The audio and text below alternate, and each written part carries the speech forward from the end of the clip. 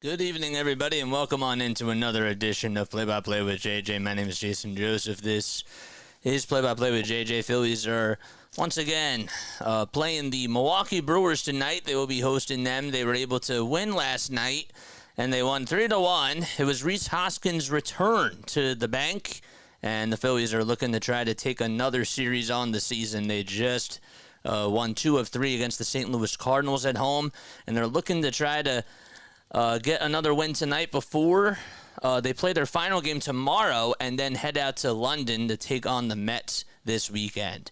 Hi, everybody. My name is Jason Joseph. Hopefully you're all doing well and having yourselves a very fantastic day. Cristopher Sanchez will be taking the mound for the Phillies, and once again, the Brewers are going to be going to Jared Koenig to start off the ball game. He'll be pitching 1 inning, and then it's expected that Colin Ray is going to come on in, sort of like what happened last night in last night's game when Koenig was just able to only pitch, or he only went like an inning or so, and the Phillies had to face, they had to go up against another starter for the Milwaukee Brewers, and it's going to be sort of the same exact thing in regards to tonight's game. All right, let's get into the starting lineups. We'll do that right now. So the Phillies are facing the Milwaukee Brewers. Joey Ortiz is going to be batting in the leadoff spot. He'll be playing over at third base. William Contreras slides down to the 2 spot and is the catcher for tonight. Christian Yelich is the left fielder. He's batting third. Willie Adames in the cleanup spot over at shortstop. The first baseman is Rhys Hoskins, so he was the DH in last night's game. Gary Sanchez is now the DH in tonight's game for the Brewers, so he's hitting 6th. And Blake Perkins playing out in center field. He's batting 7th. Jackson Chourio out in right field tonight. And Andrew Monasterio is going to be batting 9th for them, and he's playing over at second base. All right, so once again, the Brewers lineup, it'll be Ortiz over at third, Contreras behind the plate catching, Yelich out in left field, the shortstop is Willie Adames, and then it's Rhys Hoskins over at first, batting 5th. 6th will be Sanchez, 7th is Perkins, 8th is Chourio, and 9th is Moan Asterio. And they'll be facing Cristopher Sanchez, who's going to be taking the hill for the Phillies in tonight's game. So Sanchez on the season, he has a 3-3 record, a 2.83 earned run average, along with 56 strikeouts and a 1.39 whip as well. Last time he pitched, he went pretty deep. He went 6 innings. He allowed just 4 hits, 1 walk, had 7 strikeouts, and the Phillies were able to win 6-1. That was on Wednesday, May 29th. And he's looking to sort of do the same exact thing in regards to tonight's game. Just dominate the strike zone, utilize the changeup and the off-speed pitches like he has been doing pretty much throughout this whole entire season, and just make the hitters feel off-balanced. I think that he does such a good job at just utilizing his mechanics that he has. Does a really nice job going over the types of pitchers with JT. They're always on the same page, and they do a good job at just communicating back and forth in between pitches to figure out what they're going to go with, and that's really important. So he'll be on the bump for the Phils, and on the bump again for the Brewers. It's going to be Jared Koenig, who's going to go 1 inning, most likely, and then it's going to be Colin Ray, who will come on in to pitch. Mentioned before that Koenig did sort of the same thing in last night's game. He came in for just 1 inning, and then after that, coming on right after him, it was Bryce Wilson, the former Atlanta Brave, who's 26 years old. And Wilson last night went 5 2/3. He allowed 3 earned runs. He had 1 strikeout. He did allow a home run to David Dahl, and that was on 91 pitches. And Dahl is back in the lineup for the Phillies tonight, and we'll talk more about them in just a little bit. But Sanchez has 56 strikeouts on the season in 60 1/3 of an inning, and he's allowed 20 walks and has a 2.83 earned run average. This is his 12th start of the season for the left-handed pitcher. And yeah, man, hopefully you're all doing well and having yourselves a very, very fantastic night. It is beautiful outside, 84 degrees, lots of sunshine, and yeah, I can't wait to get ready for some Phillies baseball. Comment your final score predictions down below. Orlando's here. What's up, Rick? How you doing? What's good, Sean? What is up, man? And Tyler, of course, have to make sure I say hi to my boy Tyler. Y'all are my people, but my boy Tyler, man, what's going on, bro? Shout out to you. Shout out to you. Shout out to everybody that's on here for sure. All right, so Ortiz, Contreras, and Yelich will be up first for Cristopher Sanchez to deal with. The Brewers, they're 36-24. They played in 60 games this season. They're winning the NL Central. They're 12 games over 500. And oh, by the way, they are 18-14 on the road. So they played 32 games away from Miller Ballpark. And the Phillies are 25-9 at home. They have a 42-19 overall record, and they lead the National League. All right, Hardcore for All is also here. Phillies are in their white and red pinstripes. Cristopher Sanchez wearing the high red socks with the Phillies Bell logo on the side of the ankles. And the pitch, and that's fouled off. Ortiz up to bat over on the right side of the dish. Brewers are in their dark navy blue, it looks like, and mustard yellow uniforms. The 0-1, and there's a chopper hit back over towards the left side of the mound. Sanchez fields it, throws over to first, and there's one gone. Sanchez flashing the leather and utilizing the athleticism to spin and throw a strike over to first, and the Phillies start things off with a bang.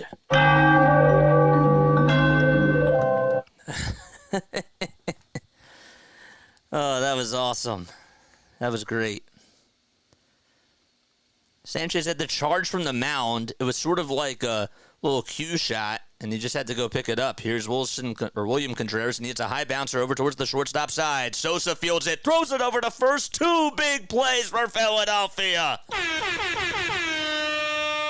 That thing was sort of like a little cherry bomb. It was a high bouncer that was hit over the mound. Sosa had to come charging in over towards home plate. He barehanded it, sidearm throw over to first, and was able to throw it on the run. Harper able to keep his right foot on the bag, and Contreras, who does have a lot of speed for a catcher, was out by less than a quarter of a step. Just 3 pitches so far, and 2 really good defensive plays. And here comes Yelich, who takes a strike at the knees. It was at 95 miles per hour. 0-1 is the count. Phillies defensively have Realmuto behind the plate. Sanchez is on the mound, and the next pitch, and there's a bouncer hit over towards the mound once again, and Sanchez fields it, backhands it, throws, and is just going to take it over to the bag himself. 1-2-3 inning on 5 pitches for Sanchez. And that's going to end things. Harper's over at first, Stott's at second, Bohm's at third, and over at shortstop it's Sosa. And to finish out the outfield, it's Dahl, Rojas, and Castellanos from left to right. We head to the bottom of the first. Phillies are coming up to bat. 1-2-3 inning for Cristopher Sanchez. I should have timed that better. The one thing that I have got to realize is I have to figure out how to structure when I do the opening credits. That's the one thing that's really hard, especially when it's like a 5-pitch first inning. Yeah, you got to make sure that you get all the action in there. But if I was doing this for like an actual broadcast company, that wouldn't be a good thing. I have to introduce everybody. All right. Rising Rhino's in the house. What's up, Rising Rhino? How you doing, my guy? Shout out to you. Thought I had my sound effects up, but I guess I didn't, so bear with me for 1 second. There we go. What's up, Rising Rhino? What just happened? There we go. There we go. There was a little bit of a delay there. All right, let's get into the Phillies starting lineup. So it'll be Schwarber leading things off. He's the DH. Over at catcher is JT Realmuto. Harper's at first. Bohm is playing over at third. He's batting fourth. Fifth will be Bryson Stott, and he's over at second base. The right fielder is Nick Castellanos. He's hitting sixth. David Dahl out in left field batting seventh. The shortstop is Edmundo Sosa. He's hitting eighth, and Johan Rojas, who made a beautiful throw in last night's game to get Hoskins out at the plate. He's batting ninth. All right, so again, it's Schwarber, JT, Harper, Bohm, Stott, Castellanos, Dahl, Sosa, and Rojas. And they're going to be facing Jared Koenig, who's going to pitch just 1 inning, most likely, and Colin Ray will follow up after him. Koenig was also the pitcher of the first inning in last night's game. Has a 5-1 record, a 26 1/3 of an inning he's pitched this season, and a 2.05 ERA as well. Hit the thumbs up button and hit that subscribe button, baby. And that way you'll know when we go live.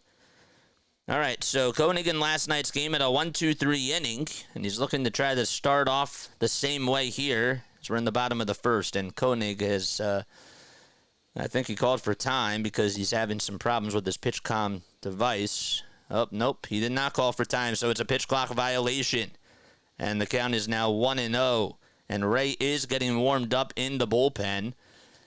They're doing this because they want to be able to throw off the first 3 hitters. That's the Brewers' strategy, and the 1-0 pitch is in there for a strike. So it was a pitch clock violation called on the first pitch, and Schwarber looks at the strike at the knees. Schwarber's average at .234, 11 home runs, 35 RBI. And the 1-1, and that misses badly, wide and low for ball 2. Defensively for the Brewers, we'll start off in the outfield from left to right. It's Yelich, Perkins, and Chourio. Then in the infield, over at third, from third to first, it's Ortiz at third, Adames at short. At second, it's Andrew Monasterio. And over at first, it's Hoskins.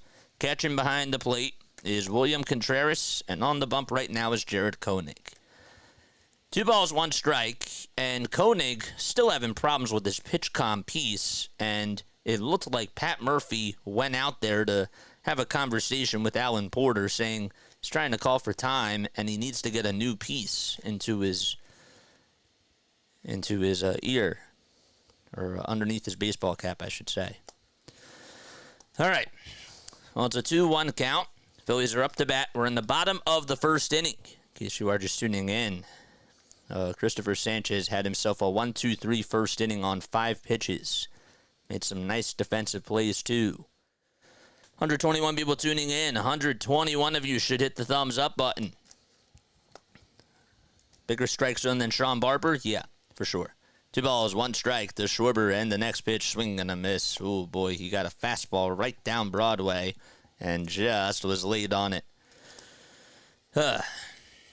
Sure you guys hit the thumbs up button and hit the subscribe button as well. If you want to donate, you can hit the super chat button down below. The 2-2 on the way, and that misses wide for ball 3. Full count to Kyle Schwarber, the designated hitter in tonight's Phillies game. The 3-2 delivery, swing and a miss. He struck out, and he has to go back over towards the dugout. Got another fastball, and he was late on it. Was thinking fastball was going to come. And now JT is going to come on up to bat. 1 out in the bottom of the first inning. It took Koenig 5 pitches to get Kyle Schwarber out. Cristopher Sanchez had threw 5 pitches and got all 3 batters out. And the pitch. And that's down low for a ball. JT hitting .267, 7 home runs, 20 RBI. He was hitless in last night's game and went 0 for 4 with a strikeout. And the pitch, sliced foul towards the first base side, and it finds the seats. Colin Ray is getting warmed up in the Brewers bullpen.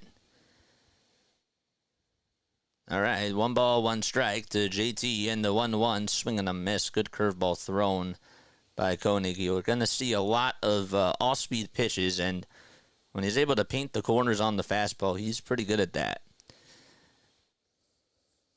But you'll probably only see him for just an inning. That's it.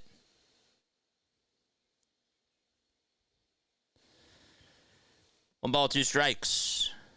The 30-year-old Koenig on the bump. Winds up, delivers, strike 3 called at the knees at 99 miles per hour. Back-to-back strikeouts for Jared Koenig, and Bryce Harper's coming up to bat. Man, oh man, what a pitch. Painted perfectly at the knees, and Porter called that one a strike, and there's 2 away. Koenig is 6'5", went to California State University, and played for the Brewers. This is his rookie season. Comes Bryce Harper, who's wearing the gray batting gloves, and the first pitch is at the knees for a strike right down the middle of the plate, the center of the plate. Harper hit batting .271, 14 long balls, and 44 RBI, and the 0-1 swing and a miss. Decided to go with a curveball. It was low.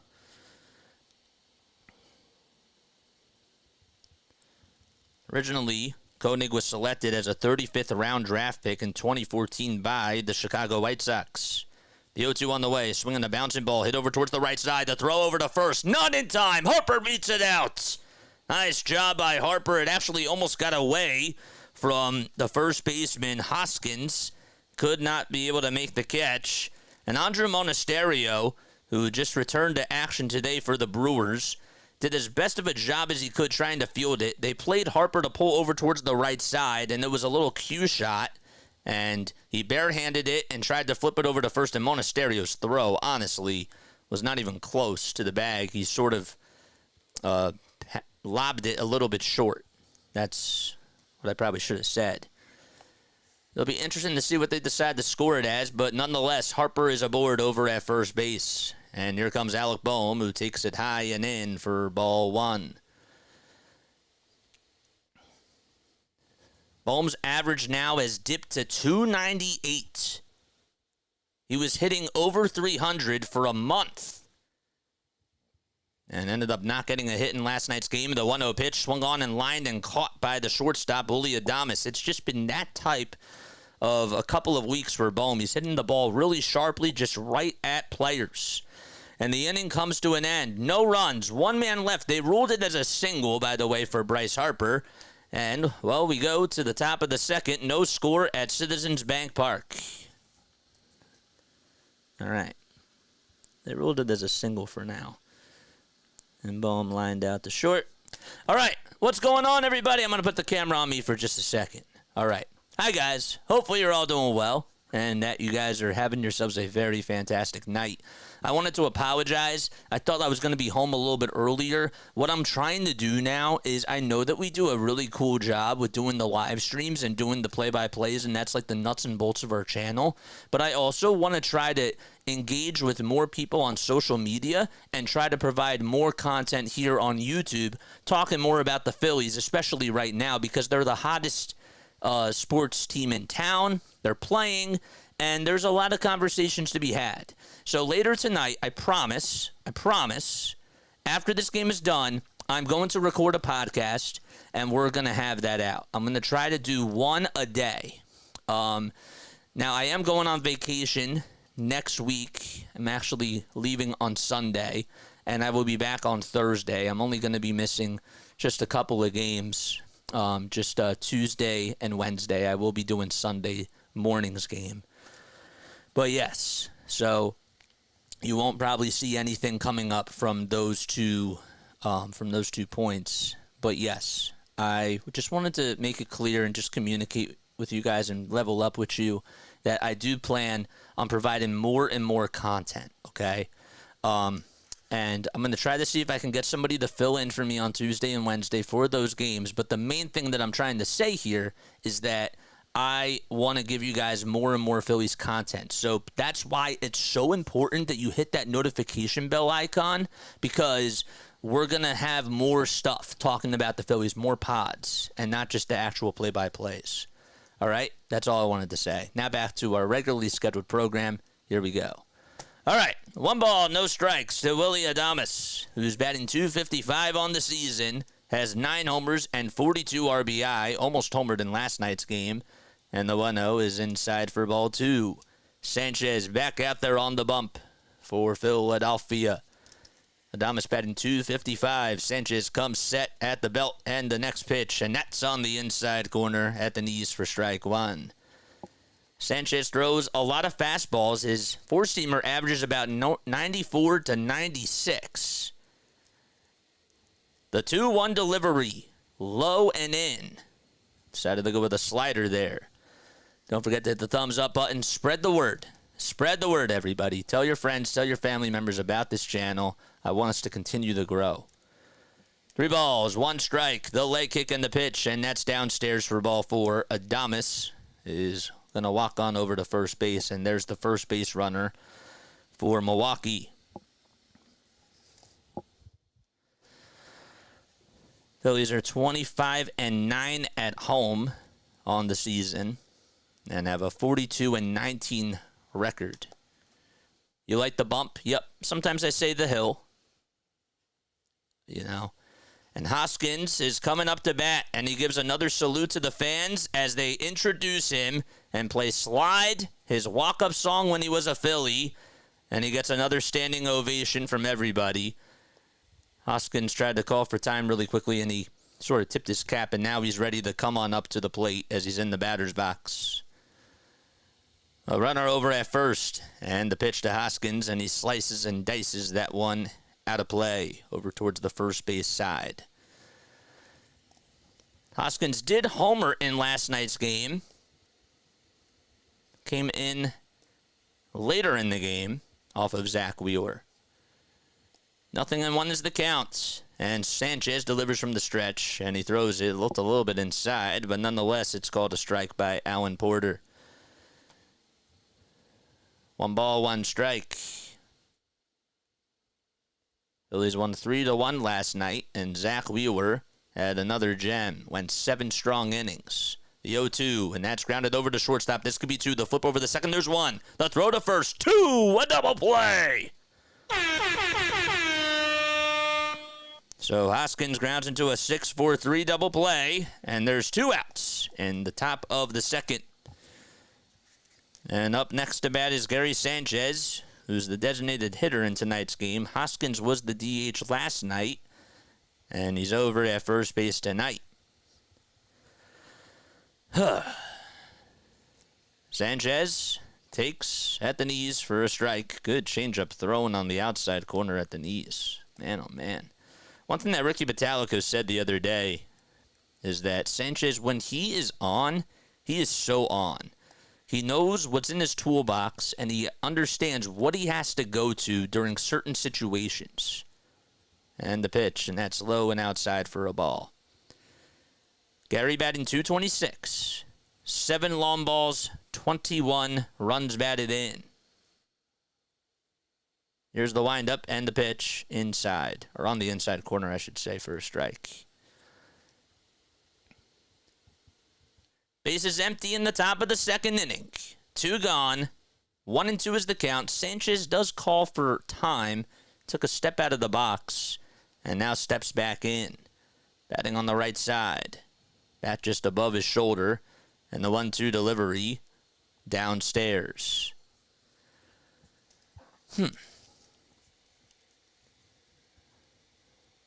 Last night it was Jake Bowers who was over at first base. And Bryce Terang played over at second. And he was leading off last night. 2-2 pitch. That's hit over towards the right side, and that one goes out of play. Just so you know, I am a Phillies fan from, would you believe, Utah. Yes, Utah. That's awesome, man. Shout out to you for finding our channel. That's incredible, man. 2-2. Sanchez winds up and fires, and that's fouled back towards the right side again. It actually hit the little backdrop towards the first base side. Gary Sanchez with his mustard yellow batting gloves as he's in the box. The 2-2 delivery swung on and missed. Good changeup thrown by Sanchez. The side is retired. And, well, we head to the bottom of the second. Cristopher Sanchez with 2 strong innings, just allowed a walk in this inning, and then got Hoskins to ground into a 6-4-3 double play, and he strikes out Sanchez, and we head to the bottom of the second at the bank with no score.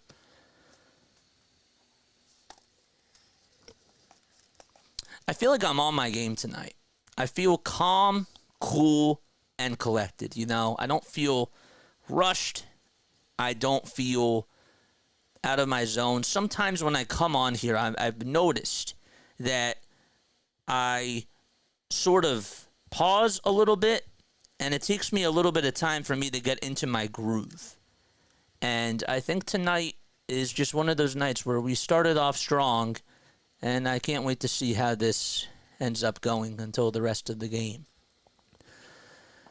Koenig, how about this? He's going to go back out there to pitch the second inning. Todd Rosiak, who does a great job at covering the Milwaukee Brewers, just tweeted out on X, after a scoreless second by the Brewers offense, Jared Koenig trots back out there towards the mound.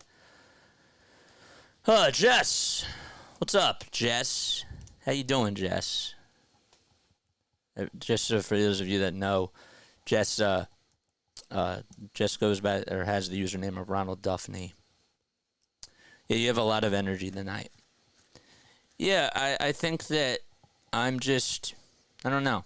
I feel like I didn't rush myself. I feel like I'm sort of in my bag. Now, bro, I'm trying to, like, stay young, but some of these terms, man, like, come on, man. Like, everybody, that's sort of like a new slang, you know, of saying, you know, I'm on my game type of a thing. But, yeah.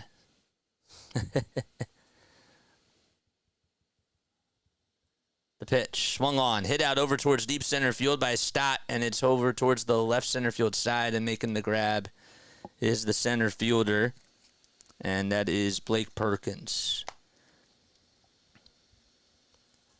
JJ, the size have got to go, my brother. Bad habit, but we'll keep you from a job. Yes, and I appreciate that feedback.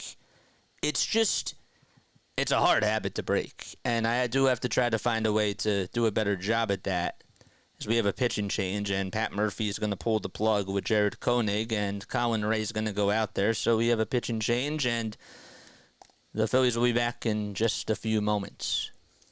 But the reason why I do it is because I'm not like trying to excuse myself here, but usually when a broadcaster is on the radio, right, they go to a break. They have time to sort of regather their thoughts. They have time to redo things and sort of stretch and whatever. And I do that sometimes, but I care more about the conversation, you know? So why do you hear me burp a little bit more? Why do you see me sip my water more and yawn a little bit more? It's because I'm not taking breaks. That's sort of like what comes with this extra coverage. You know what I mean? So you are right. That should be something that I sort of work on a little bit more, but I just want you to understand why, if that makes sense. So JJ's still on the high after that Murph retweet. Yeah, that was nice. That was really cool. What's going on, D? What's up, everybody? Yeah, no commercial breaks for you, buddy. Does anyone know when the Yankees and Phillies series starts and who's home? Yeah, the Phillies play the Yankees in July, at the end of July, and the Phillies are home. I don't necessarily know what the date is. I can look it up for you very, very quickly. It is July 29th. That's a Monday through Wednesday. They play at 6:40 on Monday the 29th, Tuesday the 30th at 6:40, and then Wednesday afternoon at 12:35. And if you need that repeated, you can go back and watch it again. All right, Castellanos up to bat, and the pitch. Swung on, popped up, hit out over towards right center field. And there to make the grab is Chourio over towards the alleyway. And there's two gone. And David Dahl's coming up to bat. Colin Ray on the season in 11 games.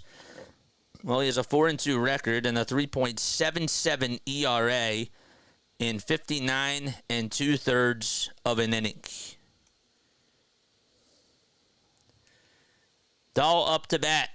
And the pitch. and that's wide for a ball.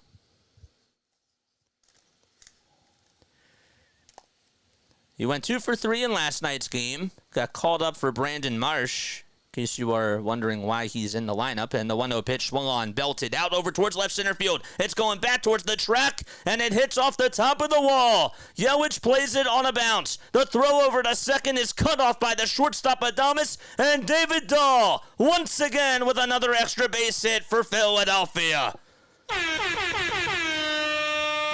Man, oh man, I mean, it was hit off the top of the left center field wall. I thought maybe it had a chance to get on out of there.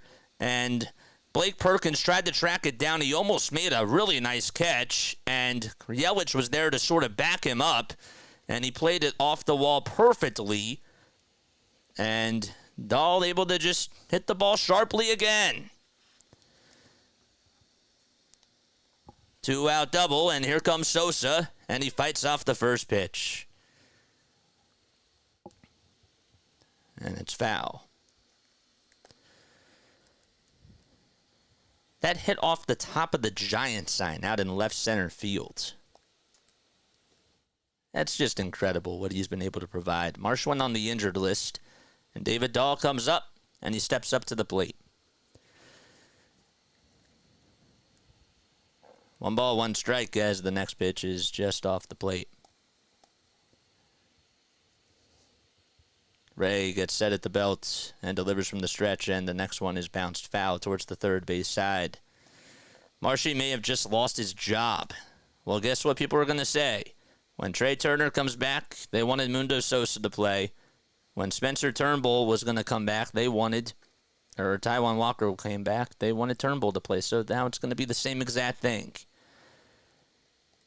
And the next pitch, sliced foul once again. Royals are beating the Guardians 3-0 in the top of the third with 2 outs and nobody on.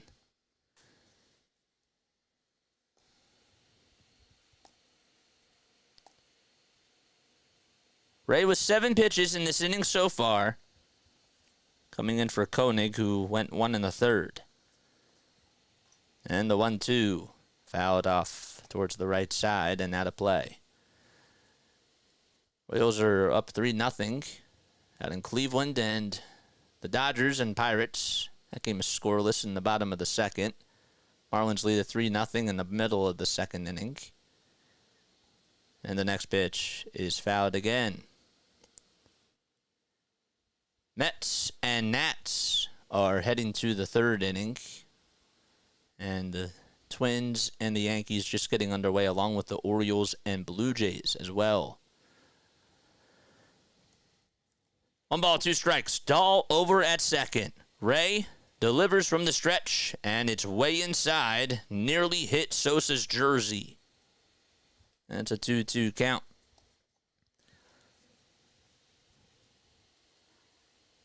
Ten seconds left on the pitch clock. Ray gets set, fires, and the pitch is bounced foul towards the Brewers dugout. And folks, if you can share the stream out with other people, I would really appreciate that. Hit the thumbs up button and hit that subscribe button too. We need 5 more subs till we get to 2730. 2 balls, 2 strikes. And the next pitch swung on and bounced over towards the shortstop side, and everybody's going to be safe. Adames had to play it on 2 bounces, and Edmundo Sosa able to get on with an infield single. Adames sort of saw David Dahl head back past the third base bag, and he threw it back over to third, and he was safe. That was good recognition, too, by Adames. I want to see the base running again. Dahl was heading over to third, sort of jogged over there, and Adames had a quick throw back over to third, and the tag by Ortiz was not in time. Runners are now at the corners with 2 outs. Phillies trying to spark a 2-out rally. Dahl had a double out to left center field, and Sosa got on with an infield single. The pitch to Rojas swung on, bounced over towards shortstop. Adames fields it on a couple of bounces, throws over to first, and the inning comes to an end. And that's going to do it. as we head to the top of the third. No score so far between the Phillies and the Brewers, who are looking to try to take the series today. Philadelphia, that is.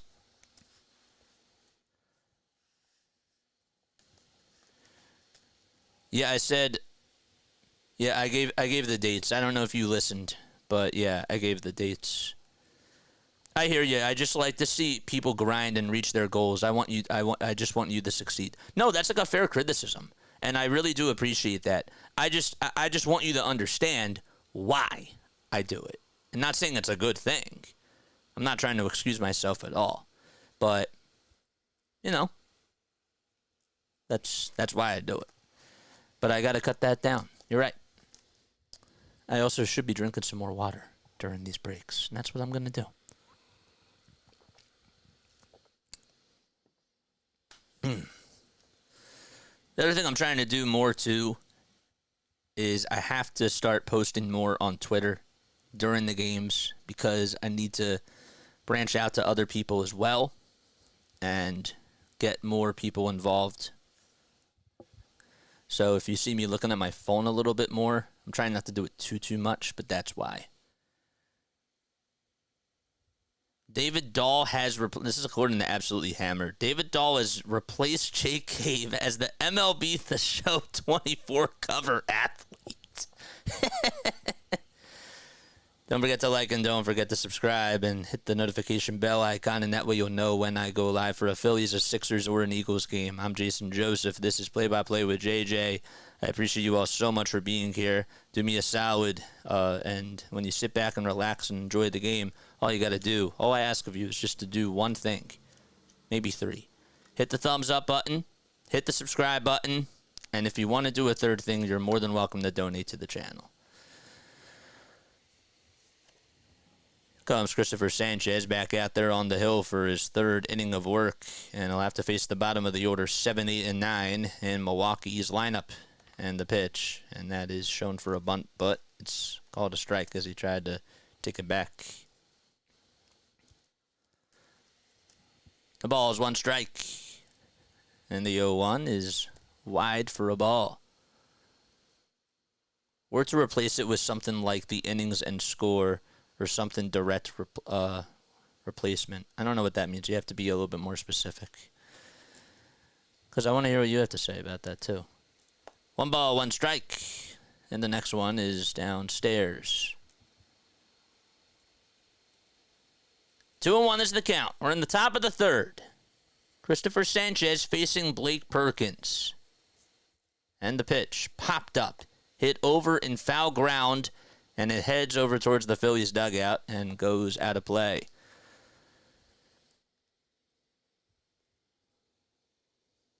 According to Jeff Passan, the Phillies are expected to be all over, quote-unquote, the outfield market this summer. And we're going to talk a little bit more about that. That was the podcast I was going to sort of talk about earlier today. But we'll get that out to you tonight, and I'll give you my thoughts. 2-2 pitch, and that's in the dirt for a ball. 3 balls, 2 strikes. The count is full. Sanchez on the hill, gets set at the belt, and the payoff pitch. Line drive down the left field line. It's a fair ball. It's going to go all the way towards the corner. And Dahl gets over to it, bare hands it, and the throw is cut off. But getting aboard over at second base is Blake Perkins, and there's the first base hit on the day for Milwaukee. To lead off double. That's what you call a hitter's count. And Sanchez, you kind of knew that he was going to go with a fastball, and Perkins was the one that really put him in the position to throw that type of a pitch. And he capitalized. Jackson Chourio is up to bat, and he takes a changeup in there for a strike.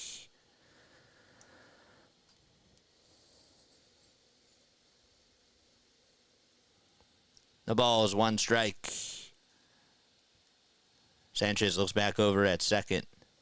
And the 0-1 swung on and hit out over towards center field. Rojas doesn't even have to move. Will make the catch. The throw is going to be made over to third. Monasterio tags. The swipe not in time. Perkins got a good jump and advances. He's now 90 feet away from scoring. It was a good try by Rojas. I couldn't tell how accurate the throw really was. Bohm was sort of near home. He was sort of near the right side of the third base side when you're looking at it from home plate. And he did everything he could. They're not going to show a replay, though. And Andrew Monasterio is up, and he takes a strike at the knees.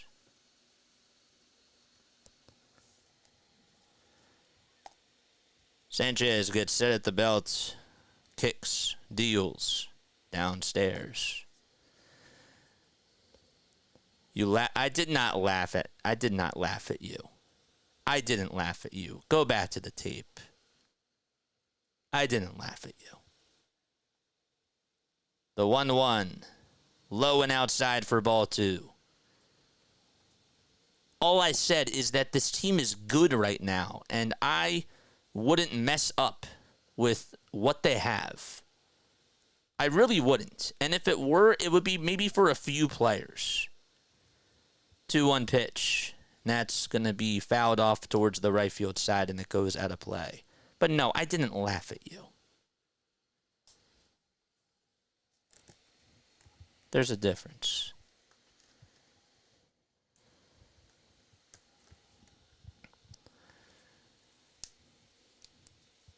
The 2-2. Breaking ball. That's in the dirt for ball 3.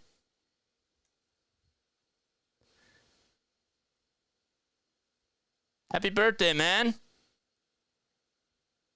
Happy birthday, dude. Shout out to you, man.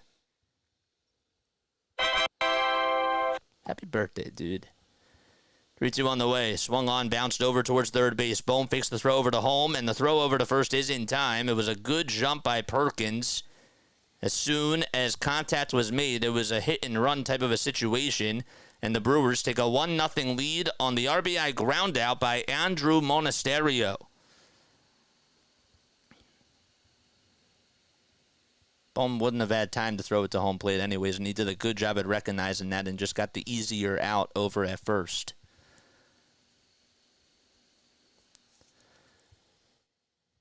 Two outs and a 1-0 lead for Milwaukee. Bases empty. And Ortiz comes up and takes it wide.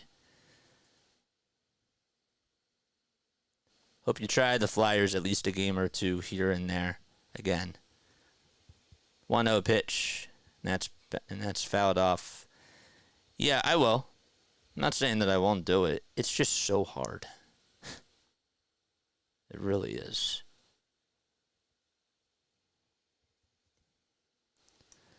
But I will try to do that. 1 ball, 1 strike. And the next pitch, swing and a miss on the outside corner for strike 2.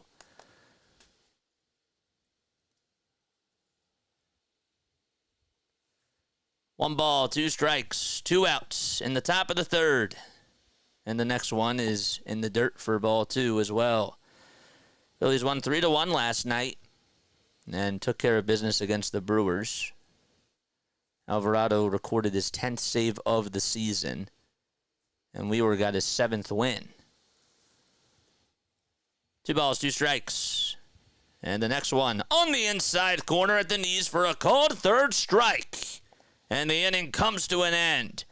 The Brewers get 1 run, though, on an RBI ground out by Monasterio. And we head to the bottom of the third. 1-0 Milwaukee. All right.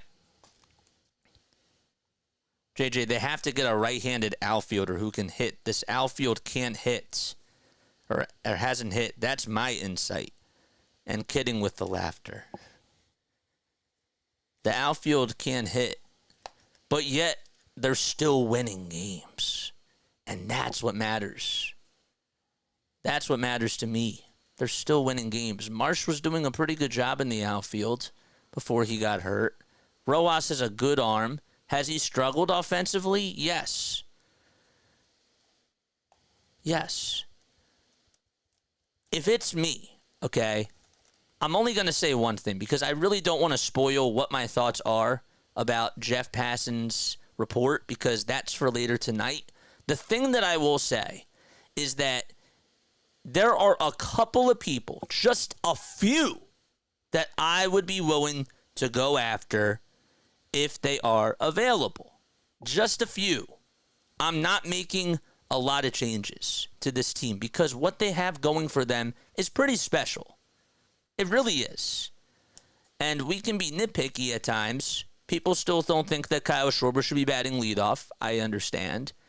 They're still winning despite that. And that's been going on now for a couple of years. The outfield has had some issues with their hitting. The top of the order hasn't always been hitting so well. But the pitching and the bottom of the order at times have been stepping up. They have a next man up mentality. And I think that for some of the people that they have, they could go out there and get maybe a few. There's only a few people I would trade for. And that's on my hand. That's it. Just a few. I don't want to drastically change anything. That's all I'm going to say. And make sure you guys comment your final score predictions down below. All right, here we go. Colin Ray on the bump. And he'll have to face Schwarber here, and he takes that one low. Don't forget to like and don't forget to subscribe if you haven't done so already. Kyle struck out in the first against Jared Koenig, and the 1-0 swing and a miss.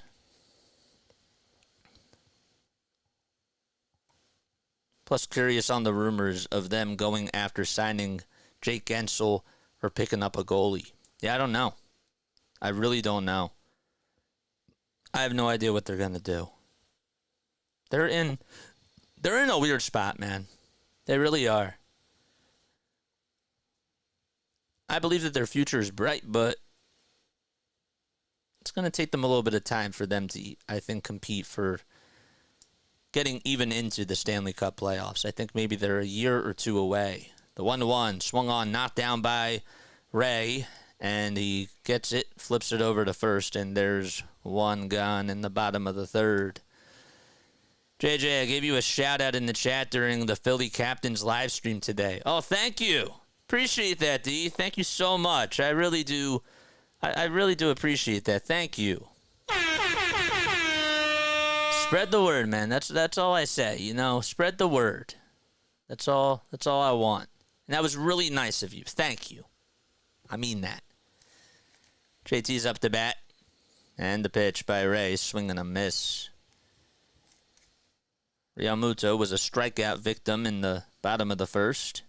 Struck out looking. And that was the second out of the inning. The 0-1 delivery at the knees for strike two. It was a cutter. Phillies in their white and red pinstripes have the white P as the logo on the top of the helmet and the baseball caps. The pitch swung on, lined back up the middle for a base hit, and there's a one-out single by JT, and he gets aboard in the bottom of the third. Sort of looked like it was a hanging pitch, left out over the center of the plate. And JT, his balance, I have to tell you, his balance at the plate, I know that he went over in last night's game. His balance looks more fluid, if that makes any sort of sense. Here comes Bryce Harper, the pitch, swung on, hit out over towards deep center field. Harper thought he had it, though, and there to make the grab out in the right center field alleyway is Blake Perkins, and there's two outs. Harper just missed it.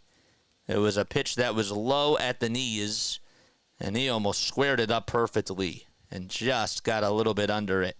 He knew it, too.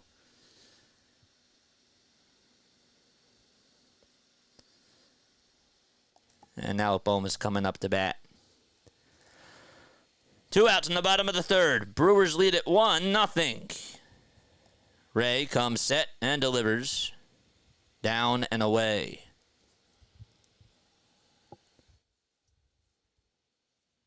Bohm lined out in the first. So he's 0 for 1. 1 ball, no strikes. The pitch inside. Phillies will play the Brewers tomorrow afternoon to wrap up this 3-game set. The game will be at 4:05 p.m. Eastern Time. 2-0. And that misses low again.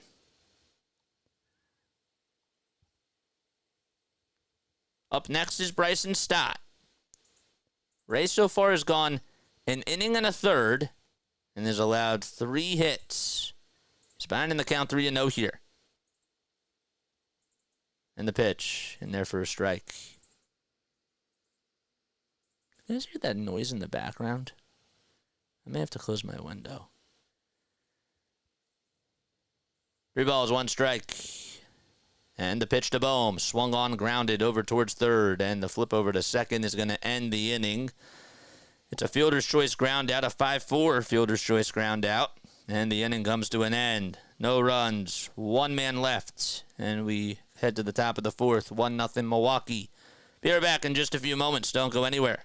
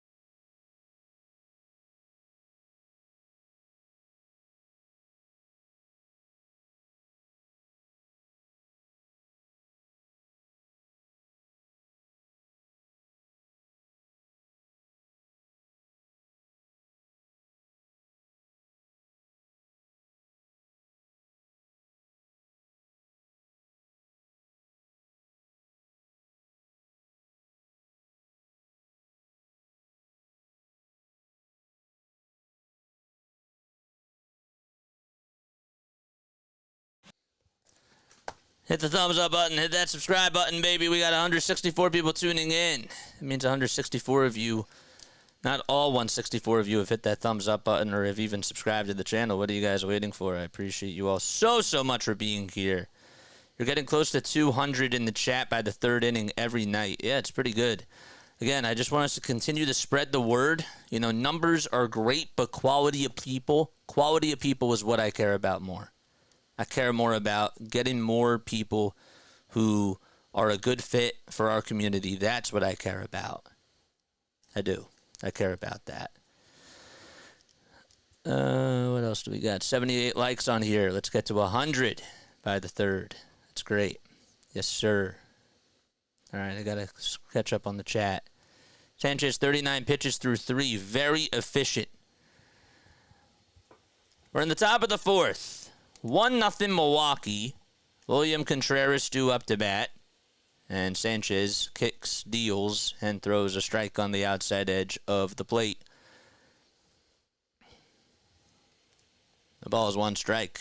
William grounded out to shortstop in the 1st inning, and the 0-1 is a little excuse-me swing that's fouled away towards the first base side.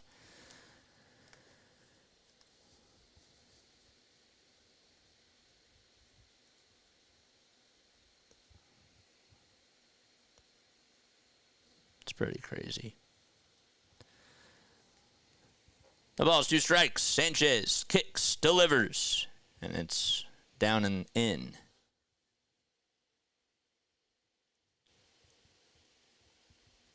Brendan Lau just tied the game back. The Rays are taking on the Marlins. Lau hit a 3-run homer in the top of the 4th. The pitch, swing and a miss. Sanchez with his 3rd strikeout on the day. Back-to-back strikeouts dating back to the end of the top of the 3rd. And Christian Yelich is due up to bat next. The home run was hit off of Jesus Luzardo. That 3-run shot. Marlins are now 21-39 on the season. And the Rays, they're 29-31. The pitch in there for a strike to Christian Yelich, former Miami Marlin. 0-1 is the count. And the pitch, low and outside for a ball. Yelich won an MVP.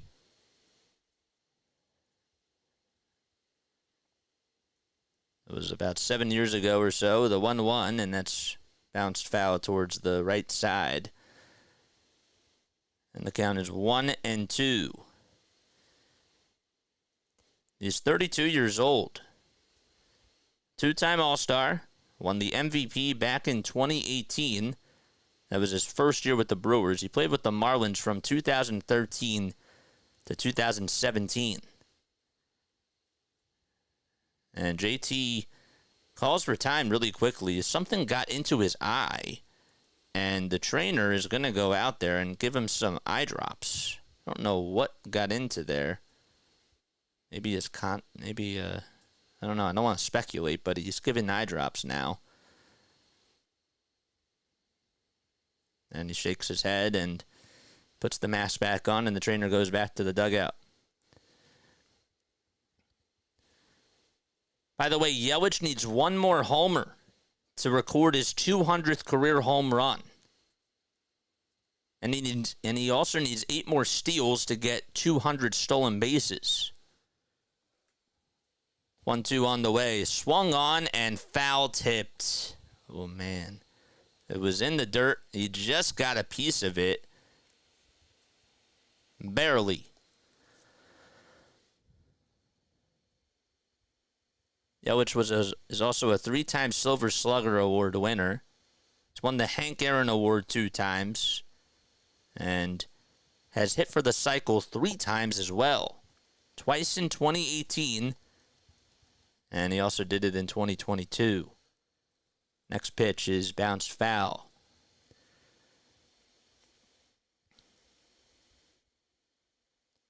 His senior year of high school, he batted .451 and had 37 hits and 9 homers and 82 at-bats. Next pitch is fouled off. He accepted a scholarship to play college baseball for the Miami Hurricanes. And then the Miami Marlins selected him in the first round back in 2010 as the 23rd overall pick. We're in the top of the 4th. There's 1 out. Nobody on. 1-0 Milwaukee. And the 1-2 to Yelich. Inside for ball 2. 50 total pitches for Cristopher Sanchez. 17 balls, 33 strikes. 5 on the clock. The windup and the next pitch, and that's sliced out of play once again.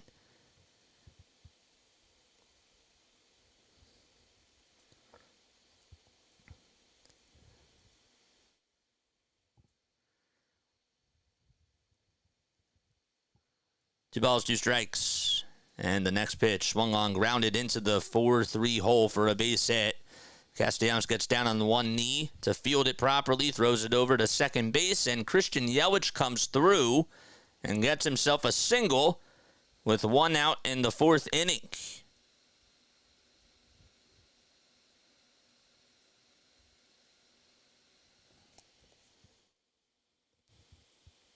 Yelich now 2 for 5 against Cristopher Sanchez. Actually 2 for 6. Here comes Willie Adames, who walked his first time up, and the pitch swung on, bounced over to third base. The flip over to second, there's 1. The throw to first, 2, a double play. Around the horn we go, and we head to the bottom of the 4th inning. Nice play by Bohm. And the Phillies are coming up to bat once again. They're down 1-0 as we head to the bottom of the 4th. I didn't think he would have enough time to do that, but he did. He did. 181 people tuning in. Don't forget to like. Don't forget to subscribe. My name is Jason Joseph. We go by JJ on here. We are live for Phillies, Sixers, and Eagles games. We do all those things, and we're trying to also implement some more podcasts. Stay tuned after the game because we do have a pod coming out a little bit later tonight about why the Phillies should maybe consider going after somebody. Maybe consider. That's all I'm going to say. All right? If you want to know more about that, that's why you got to tune in. The podcast will be out tonight at 11, and you get to hear my thoughts. What's JJ going to say? Who should the Phillies really be interested in?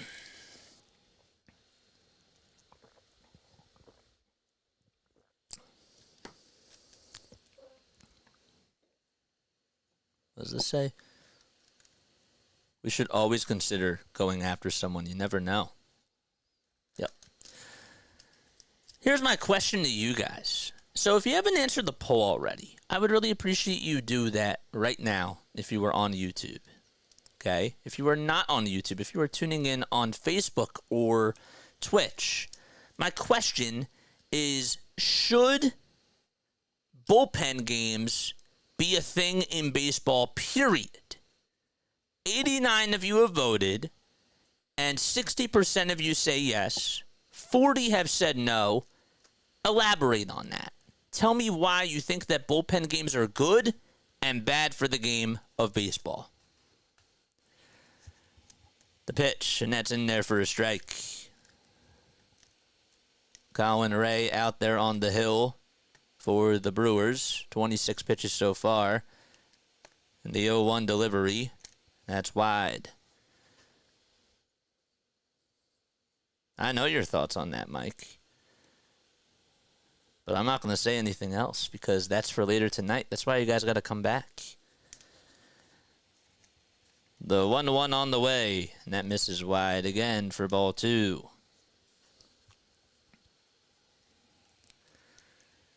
Two balls, one strike. The pitch from Ray. Swung on, bounced back up the middle, off the cleat of Ray, and the flip over to first. Oh, what a play! Wow! It bounced off his cleat, and he had to go for the ball in between the mound and first base, and he sort of gloved it and dove as he was throwing it with his glove, and Stott was just out. Man, that's going to be all over ESPN highlights. That was awesome. Sort of like what Alvarado did the other night, when he had to hustle over towards the first base side, and he didn't have enough time to get the ball out of his glove to make a throw, but he just sort of shovel passed it with the glove and flinged it over to first. And Stott was out. That was honestly an incredible play.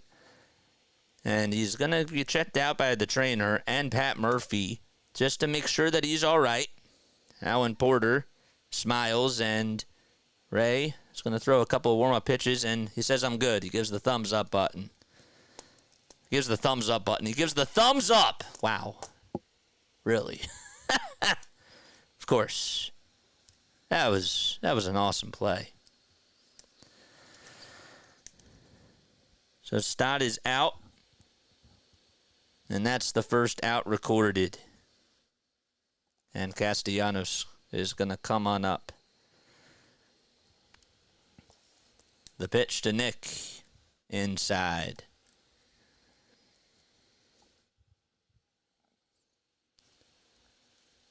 One ball, no strikes. 30 total pitches for Colin Ray so far in this game. And the pitch chopped foul.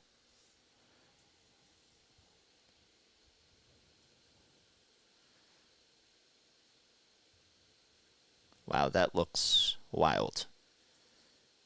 She only has one, though. 1-1 pitch, swung on, grounded over to shortstop, fielded by Adames, and the throw over to first is in time. And there's 2 outs.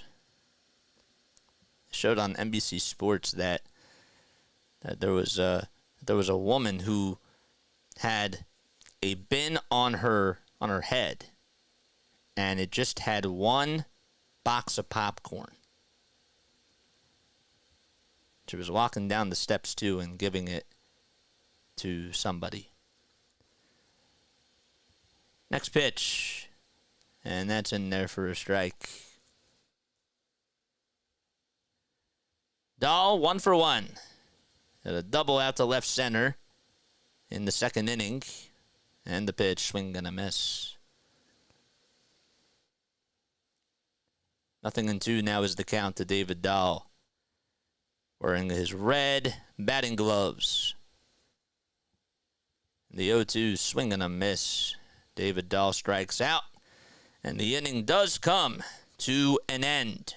1, 2, 3, go the Phils. Time to go to the 5th. 1-0 Milwaukee. All right. Hi there, everybody. Hello. How's everybody's day going so far? Comment down below. 30 pitches in the 4th. We're swinging at everything. Well, and it's not even just 30 pitches. You have to kind of take into consideration, Larry, that Jared Koenig started off the game again and went 1 1/3 of an inning. So that's the other thing you have to think about, too. 4 more of you should hit that subscribe button to get us to 2730 on YouTube. If you are tuning in on Facebook, Twitch, or X, welcome on in. My name is Jason Joseph. This is Play by Play with JJ.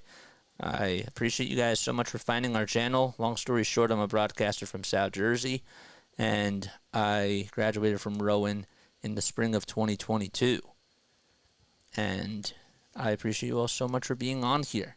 I wanted to do this because I wanted to start off a broadcasting channel and figured that it's important to get reps, and why not build a really cool community on here so that way other people can not only tune into the game if they have access or not, but also be engaged with a really awesome, strong community.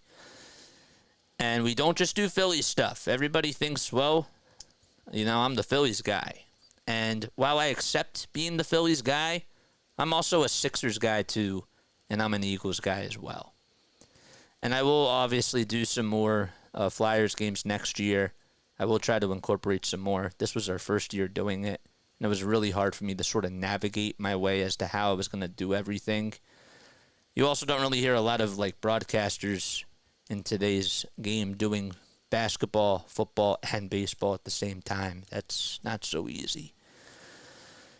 But, yes, that's what we do on here, man. All right, we head to the top of the 5th. Hoskins up to bat, and he takes a strike. 5, 6, and 7 due up in the order for Milwaukee. Sanchez with 53 pitches coming into this inning. The ball is 1 strike, and the pitch on the inside corner for strike 2. There we go. Using a bullpen more than just starters might work better. The 0-2 popped up, hit out over towards the right side in foul ground. Harper gets under it, and he'll make the catch to get the first out of the 5th. Sanchez has now retired the last 7 batters that he's faced. Comes Gary Sanchez, the designated hitter for the Brewers tonight. Brewers with just 2 hits and 1 run scored. Phillies, no runs and 4 hits. The pitch on the way, slider that's in there for strike 1. The Brewers coming into the series won 5 games in a row. And they lost last night. And they're trying to bounce back. Phillies trying to win another series, though, and they're looking to do it tonight. Next pitch was low, and the 1-1 delivery from Sanchez as he fires, and it's outside. 2 balls, 1 strike.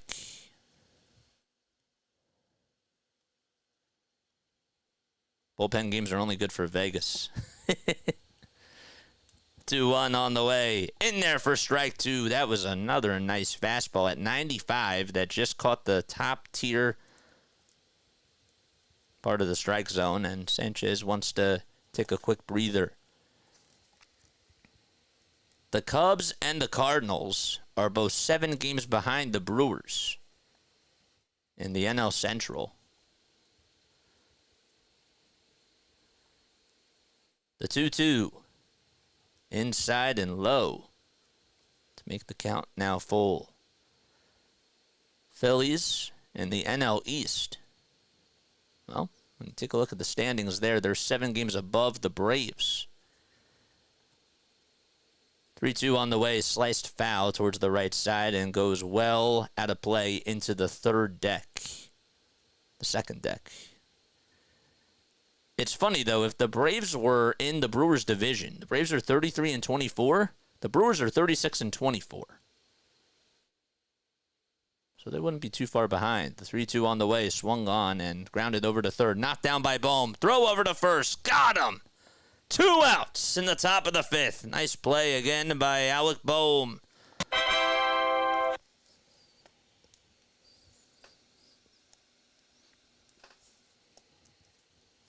That wasn't an easy play either. It took a bounce. It actually took 2 bounces. And Bohm couldn't field it properly. It bounced out of his glove. And he sort of misjudged it, but stayed with the play and just threw a missile over to first. Comes Perkins, and he fouls off the first pitch. Blake did double in the third to lead off the top of the third. Sanchez kicks, delivers, and it's low.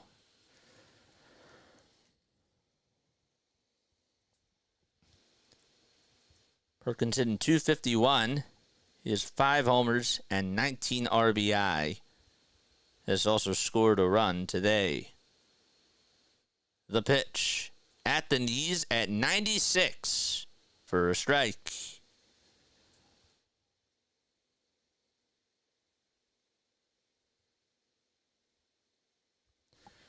One, two. That's bounced it over to third. Barehanded by Bohm. The flip over to first. It's not in time. Perkins has a lot of speed on the bases, and he was able to beat it out. Just a good play all around by Alec Bohm. If he would have gotten them out there, that would have been really something. He barehanded it. It took 2 bounces, and he had a sidearm throw over to first, but just a good job by Perkins to beat out the throw. That was a good dig, too, by Harper.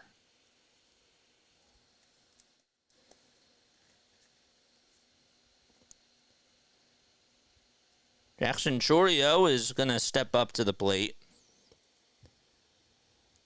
Sanchez with 67 pitches in 4 2/3 of an inning. And the first pitch, it's bounced over to shortstop. Sosa fires a strike over to second to try to get Perkins, and the out is made. Perkins looking back over towards the dugout to see if they're going to challenge this, and it looks like the Phillies are going to the bottom of the 5th. It's 1-0 Milwaukee. Surprised that Sosa tried to make a quick throw over to second. I was thinking that he was going to go over to first. But he did have time, and the inning comes to an end. Bottom of the 5th we go. 1-0 Brewers.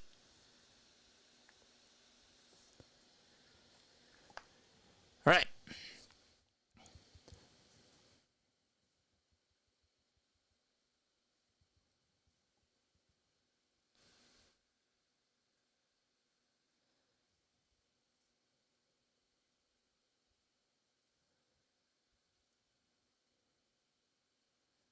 Milwaukee record last 10. All right. Good stuff. The movie Moneyball is a really good one. We got to a hundo. Let's go. Steven says it's impressive how well the Brewers have played with all the injuries that they have. It's great to see them beat the White Sox over the weekend. At least the scrubs are scuffling. Yeah, they have dealt with a lot of injuries, especially in their rotation. Obviously, Brandon Woodruff has not been available.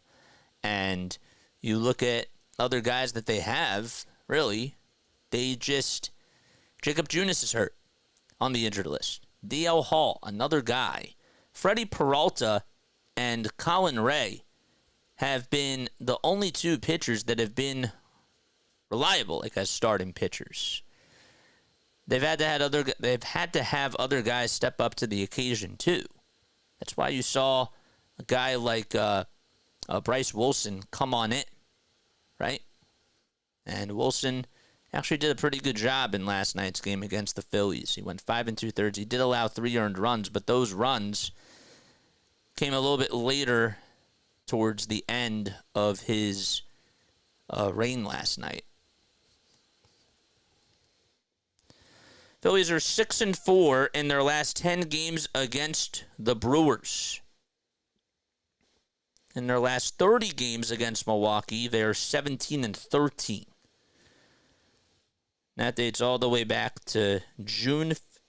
That dates all the way back, to June 15th of 2018. The ball is 1 strike to Edmundo Sosa. The pitch grounded over towards the right side, and the flip over to first is in time by Andrew Monasterio. Get the first out recorded. And Yohan Rojas is coming up to bat.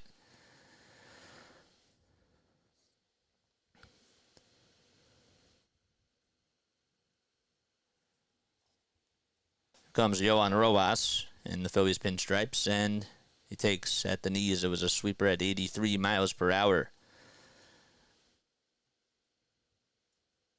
Yes, sir. I try, man. I care about this a lot. And we're not just a Philly stream, right? We want to give legitimate stats on both sides. And facts. We keep it fair. The ball is 1 strike. And the next pitch. That's bounced over to shortstop. Backhanded by the shortstop, and the throw over to first is in time. That was Adames that just fired a missile over to first. And he did a good job at playing that right through the hole towards the left side. Sort of caught me a little bit off guard. Backhanded it, set his feet, and threw it right to the chest of Rhys Hoskins over to first base. A good extension, too, by Rhys, too. Here comes Kyle Schwarber, and he takes low. Ray hasn't really thrown the cutter too much today, but he decides to go with one there. His average down to 232. He's batting over 250 last week, and the next pitch is wide for ball 2. Rays now lead 8-3. They were down 3-0 against the Marlins. And the pitch on the way, and that's bounced foul. Jose Siri had an RBI double. That was a 4-run fourth inning that they had. And then Paredes had a 2-run single, and Lau, who homered in the 4th inning, came up in the 5th inning and had a 2-run double. The 2-1 offering in there for a strike.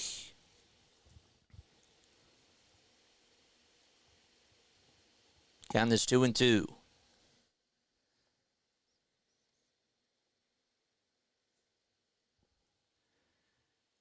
2 balls, 2 strikes. 2 gone in the bottom of the 5th.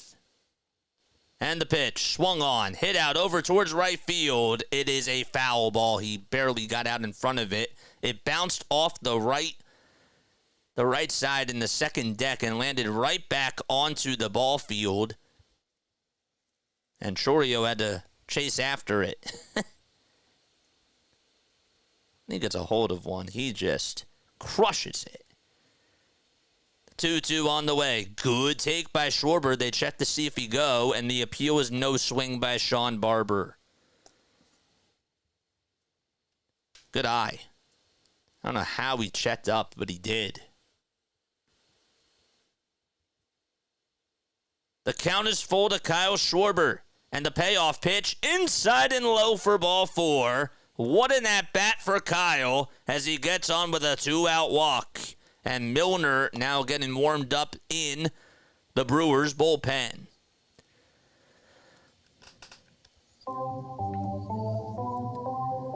There we go. JT up to bat. And time called. by Pat Murphy. Charge!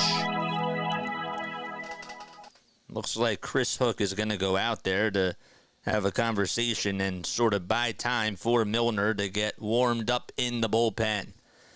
Every time we play the Oregon Rally or if we play the Cavalry Charge, y'all can yell charge in the chat.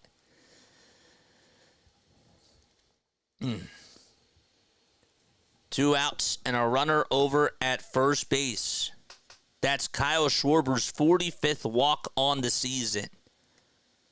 And the strikeout that he had earlier was his 80th strikeout. He leads the league in both strikeouts and walks. JT up to bat. And Ray on the hill gets set just at the belt and the pitch. And JT takes it outside. Yeah, I don't want to see a fake bomb. I want to see a real bomb. He says, how about a real bomb in the chat, Robert? I said, well, can't be fake. There's a dad joke. The pitch, and that's fouled off. I think that's telling me I need to get out more.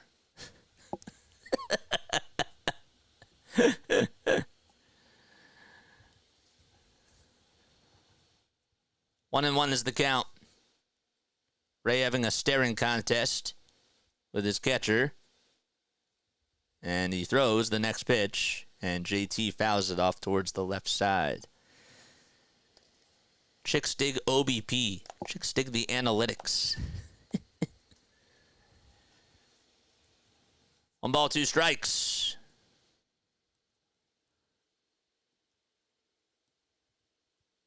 And the next pitch, and that hits JT over on the elbow. And Schwarber advances over to second, and Bryce Harper is coming up to bat.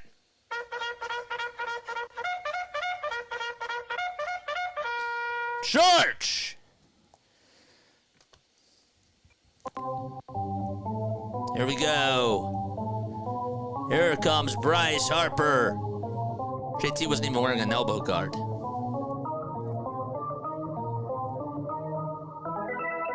Another charge. Harper wearing the gray and red batting gloves. The red on the fingertips and the gray on the palms. First pitch to Bryce, and he takes it low. Good eye by Harper at 93 miles per hour. Cool stat here. According to Talkin' Baseball, Tyler Glasnow just became the first pitcher with 100 strikeouts on the season for the Dodgers. The 1-0 to Harper, and he chops that one foul. 231 people tuning in. Hit the thumbs up button and hit that subscribe button, baby. Come on. Milner getting warmed up in the Brewers bullpen.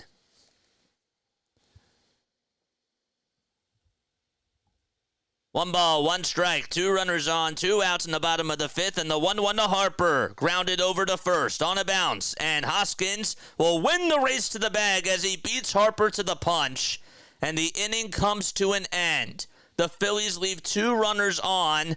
That was a golden opportunity for them to try to get on the board, but Harper could not come through, and the inning is over. We head to the top of the 6th. 1-0 Milwaukee at Citizens Bank Park.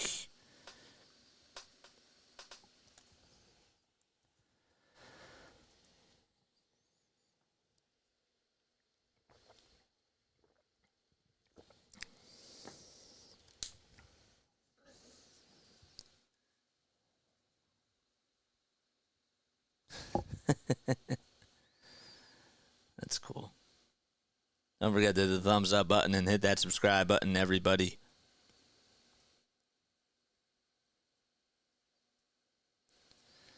Make sure you hit that notification bell too, and that way you know when I go live. 210 people tuning in. In case you are new, I do have to repeat this. Just hit the thumbs up button and subscribe. That's all you got to do. Keep the chat clean as well. No cursing, no spoilers, no spamming. That's all I ask. Just be a good human being. shout out to the mod squad for really stepping up, as always. As we continue to grow our channel, I like giving people pats on the back. I do.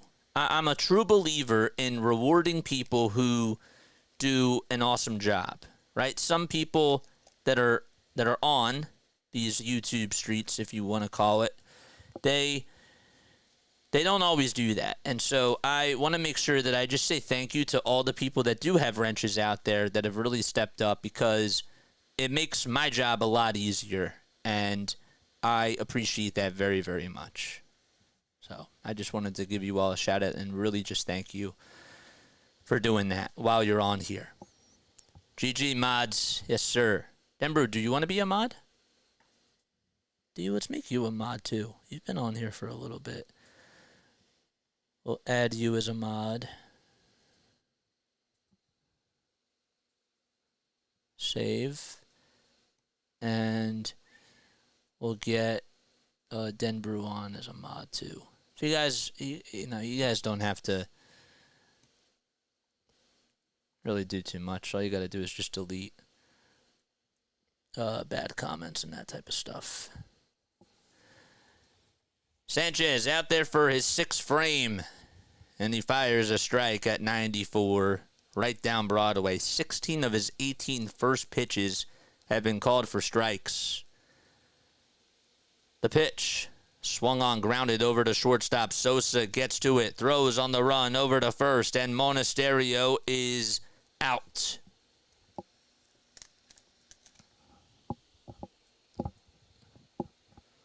It's so weird how that happens. Sorry about that. Thought it was the cable. It's not the cable. I have to put something else on there. I'm going to try to fix that problem. Sanchez now facing Ortiz, and it's down low for a ball. Lots of ground balls by both teams. Am I going to be doing the London series? Yes. Yes. The next pitch inside, way inside, that is, for ball 2. I don't know where the thumbs up and the subscribe buttons are. I'm on a Chromebook. 2-0. Nets over on the outside corner for a strike. If you scroll down, you should be able to find the thumbs up button. And you also should be a subscribe button too. It's like right below the title. And the 2-1 swung on, grounded back up the middle. And that's in there for a base hit. Sanchez had to dodge out of the way of that one.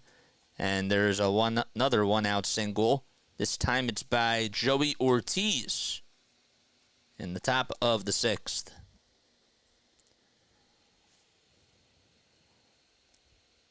Tried to field it with his glove and just got a little bit off balance and just moved out of the way. Did not get a piece of him. William Contreras up to bat, and he takes a quick step out of the box. Thought it was interesting that Ricky Bottalico did say on the pregame show, we were talking a little bit about Alec Bohm and how he's been struggling over these last few weeks. He says that he thinks that Bohm is doing a little bit too much and his balance has sort of leaned off. The pitch to Contreras is a changeup that's inside for a ball. But he said that, I thought it was interesting, he said that if he can drive it up the middle, he should be good. And I don't really know if I agree with that statement, as the throwback over to first is not in time, because he's been hitting the ball sharply. He's just not getting the results a lot of the times when I'm watching him at the plate. But obviously, you do have to get more comfortable, and you have to work back towards that. So I kind of agree to an extent, but he hasn't really been atrocious. He's just, a lot of the balls that he's hitting are just right at guys. The pitch is taken for a ball. 2 balls, no strikes. We're in the top of the 6th. Brewers lead at 1-0. And the next one is low and in.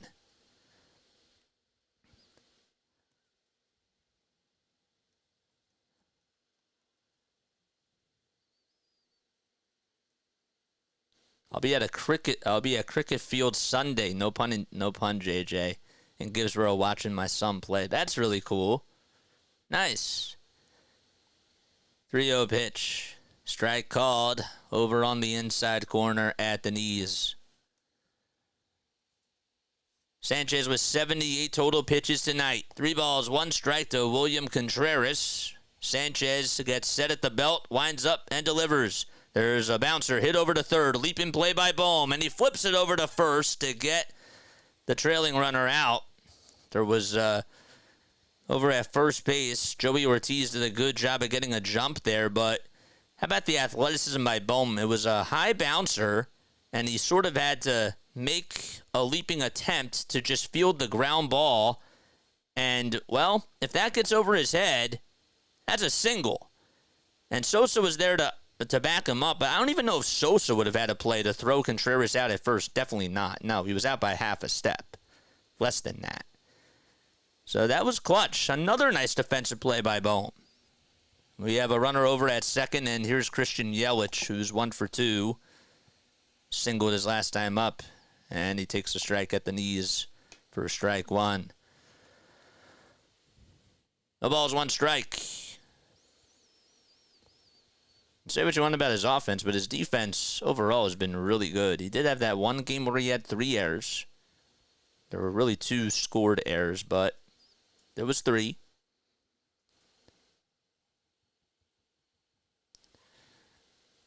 That's what happens in a regular season, my guy.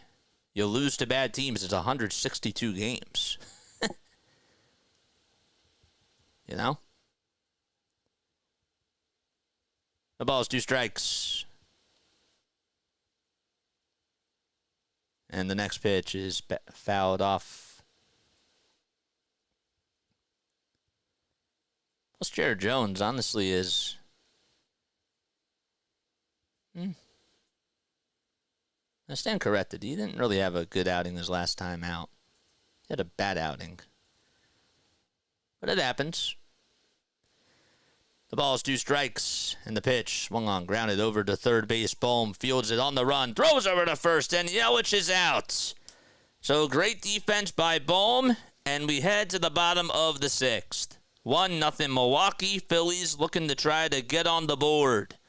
We'll be right back in just a few moments. See you very soon.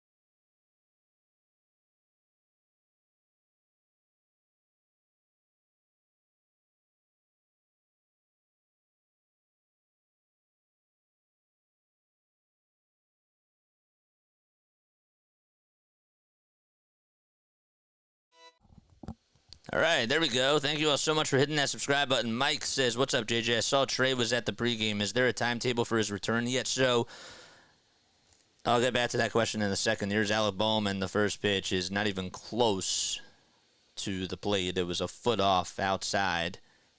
And it's funny because Contreras didn't even want to go after it. 1 ball, no strikes. 54 pitches for Ray. Remember, he came on in relief, quote unquote, in the second with 1 out. And the next pitch in there for a strike. Bohm made 2 really good defensive plays over at third in the top of the 6th. He's had a really good day defensively. There have been some really tough ground balls that he's had to field. And the next one is down and away for a ball. Rob Thompson did say earlier, I was listening to the pregame show with Rob Thompson and Scott Fransky, as they always do the manager interview before the game. And the 2-1, swing and a miss. And he did say that Ranger is going to have a bullpen session tomorrow. Threw a couple of pitches today. He did a workout today. Trey was off today, and he'll be back at it tomorrow too. They're going to try to get him some more at-bats during batting practice, from what I heard. The 2-2 is fouled off. And Marsh, I can't recall everything that he said, but he did say that Marsh and Clemens were progressing. The 2-2 on the way, swing and a miss, and Bohm strikes out, and there's 1 out in the bottom of the 6th inning.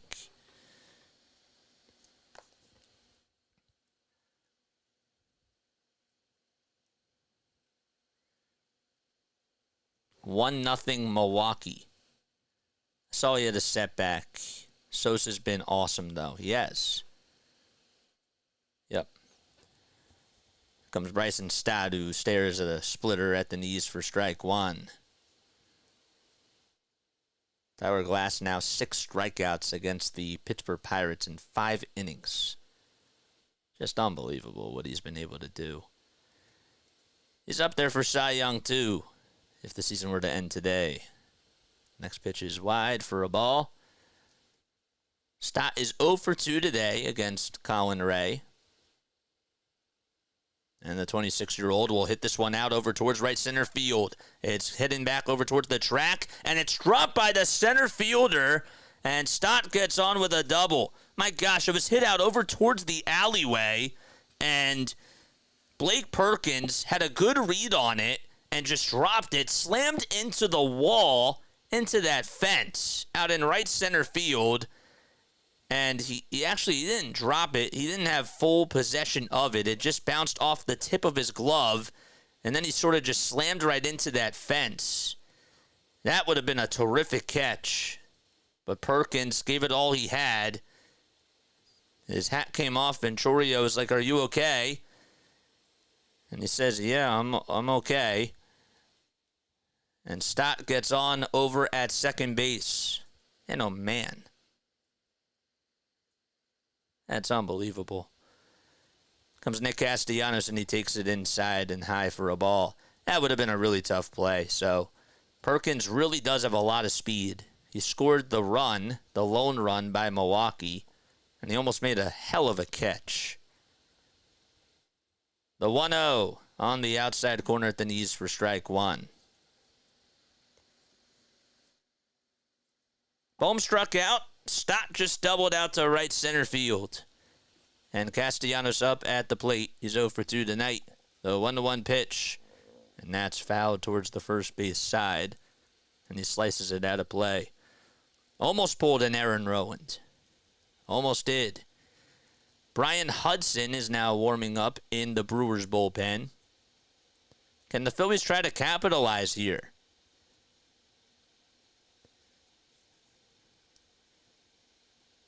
Time was called by Castellanos. He takes a step back into the box. Without the nose and without the catch. 1-2 pitch. Fouled off once again.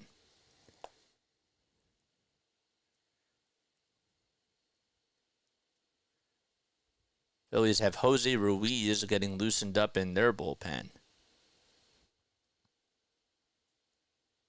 1 ball, 2 strikes to Nick Castellanos. And the next one, good job by Casty to lay that one off.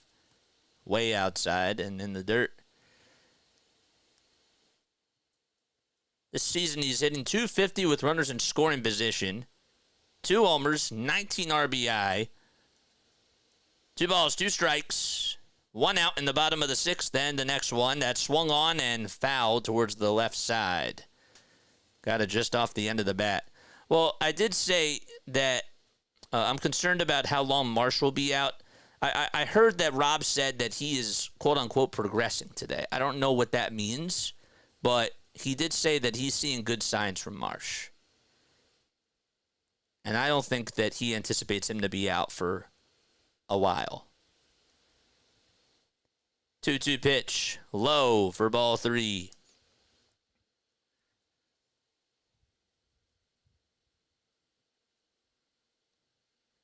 Mike, I looked at your chat and I was like, wait, are you talking to yourself? But then I realized Mike DiFrancesco's still here.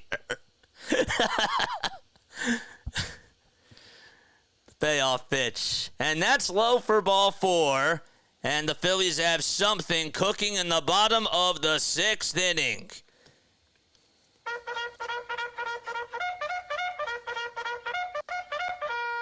Church! And here comes David Dahl. Dahl, who had a double in his first at-bat, just hit it off the left center field wall, the highest part of the ballpark. And he's due up to bat. And it looks like we're going to have a pitching change as Pat Murphy's going to pull the plug and Colin Ray's night is done. He is responsible for the runners over at first and second. And we have a pitching change. Phillies down 1-0 in the bottom of the 6th with 1 out.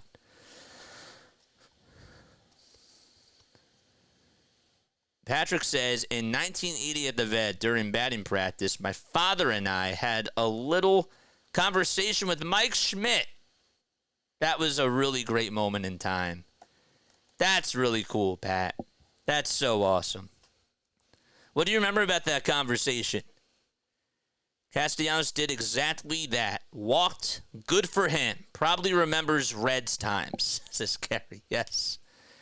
Now you're making fun of me because I talked to myself taking my like back. No, because I'm looking over at the TV, right? I have my Ninja chat up. I can't see everybody's chat because I like to display people's chats on these Ninja chat things, and it doesn't give me like a whole picture of like what people are saying. I gotta scroll down, and I just see your name, and it was like Mike. What'd you say? Now I have to scroll back up. Mike, I said that a month ago. I was like, who are you talking to? And then I forgot. It just clicked. Like, oh, Mike DiFrancesco's still on here. Mike DiFrancesco, we appreciate you for being on here, dude. We do. And we appreciate Mike Green for being on here as well. We do. Don't worry, I thought that for a minute, too. Sorry, I'm slacking tonight. Just got my like in for you. Thank you, man. I appreciate it. And there's another Mike. Mike Schmidt. I had a brief conversation with Mike Schmidt once and remember nothing. Imagine if Larry said I had a brief conversation with Mike Green once. No, I'm kidding. I'm just joking. Just messing with y'all. Appreciate you guys as well. We have fun on here, man. Brian Hudson. Speaking of fun. Oh, he's coming in to pitch for the Brewers. Let's see if the Phillies can have some fun against them. And Christian Pache is going to come in to pinch hit for David Dahl. Oh, man. I had a nice little call ready, prepared, and now here we go. Christian Pache is up to bat. Let's see if this move works. First pitch, swing and a miss. That pitch was not even close to the strike zone. And he just took a hack at it, swinging carelessly. And he's behind in the count 0-1. Pache, 1 for 9, is a pinch hitter in his career. The ball is 1 strike, and the next one is fouled back.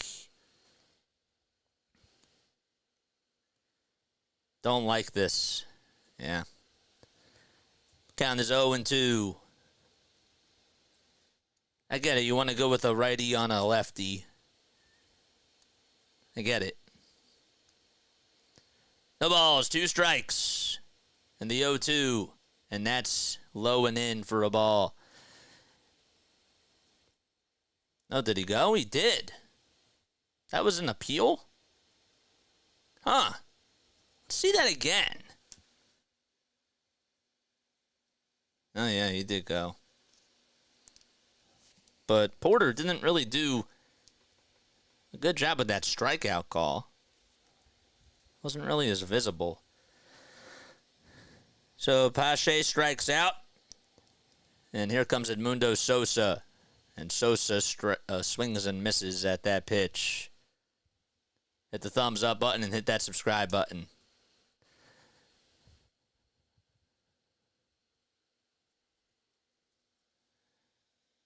Oh, that's really cool, man. The ball is 1 strike. Tying run at second. Go ahead, run at first. End the pitch upstairs.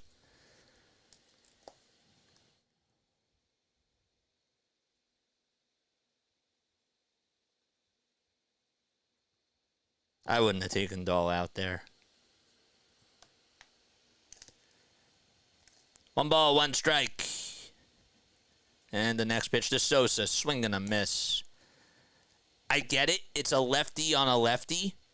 And they're sort of taking you off guard by putting in a left-handed pitcher. But in that spot, you need a run, and he's been a hot hitter. Why not try it? That's my mindset. 1-2 pitch. Swung on and bounced foul towards the third base side. And even if you look at Pache's stats against, or he's never faced Hudson before. So, just interesting for Rob to do that.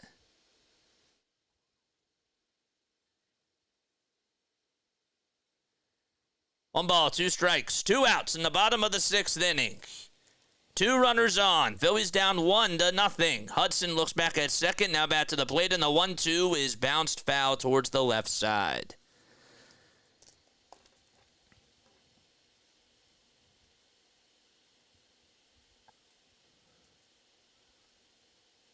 Wish that ESPN had, like, split stats on his career. They don't tell you. 1-2 is the count to Edmundo Sosa, and time is called really quickly. Oh, Francesca's back. What's up, Francesca? 1 ball, 2 strikes. 2 outs in the bottom of the 6th with 2 runners on. Don't spam the chat, Francesca. The 1-2 on the way. And there's a fly ball hit out over towards medium depth, right center field. And there to make the catch is Perkins for out number 3. Well, the Phillies had something cooking. And again, the 2nd inning in a row where they leave runners, 2 runners on, I should say.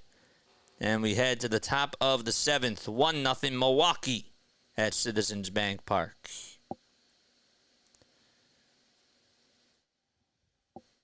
I'm sorry about that. I don't know what that is. It's really bothering me. Let's see if I can fix that. I'll be right back, okay? I will be right back. Don't go anywhere. All right? See you very, very soon.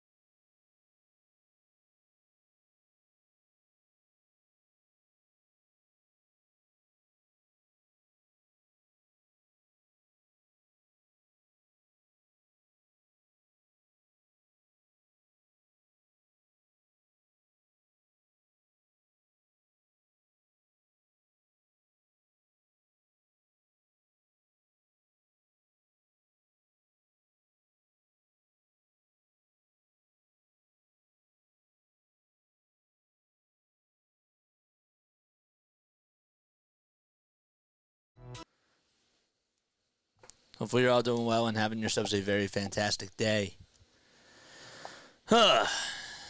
Must be because chicks did the long ball.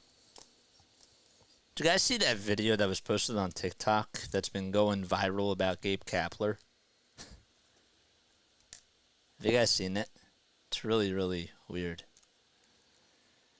Jose Ruiz is going to come on in to pitch for Philadelphia. Cristopher Sanchez, his day is done. He goes 6 innings, just allows 1 run. And Ruiz with a 2.25 ERA in 12 innings, has 12 strikeouts, 4 walks allowed, and opponents are hitting .205 against him. Sanchez's line tonight did really good overall. Had a really nice outing and did everything that you could ask for. Just allowed 4 hits. Didn't have a lot of strikeouts tonight. He had 3 strikeouts. But he had some big double play ground balls. He really did. And got some help from the defense, too. We're in the top of the 7th. It's a 1-0 Brewers lead. Oh, my gosh. And Adames will take a strike at the knees at 96 miles per hour.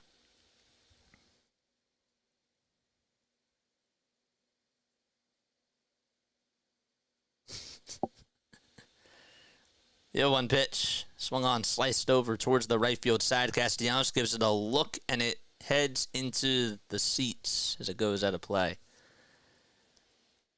Kyle Neubeck, who covers the Sixers. Shout out to Kyle Neubeck.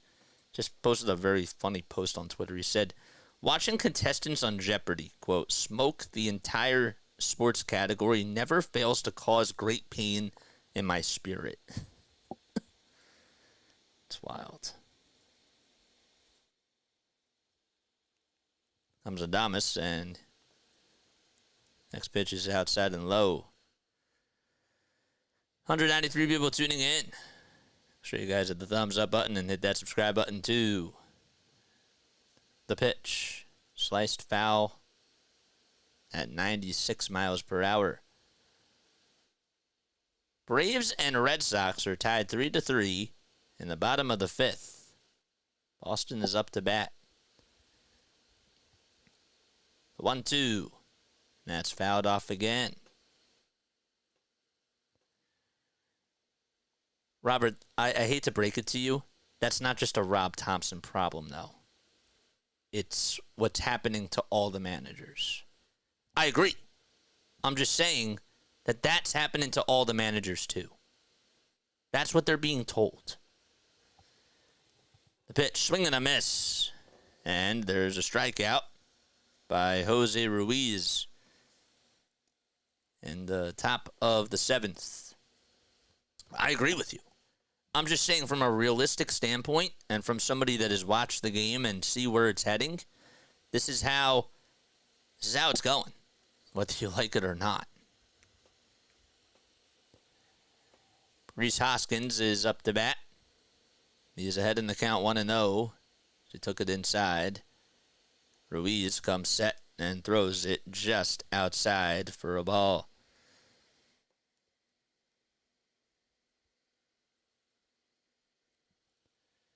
Two balls, no strikes. And the next one is grounded foul. Mike says, I don't hate the decision. Matchup and Pache had some big moments for us. I said that I understand it, but Dahl has been doing a good job. And why not give him the opportunity there? That's what I'm saying. I would have went with giving him the opportunity. I understood the reason. And it's not like Pache has been bad. It's like when you're feeding the hot hand, though. Why are you not giving it to the best shooter? You know? 3 balls, 1 strike, and the next pitch is on the outside corner at the knees for strike 2.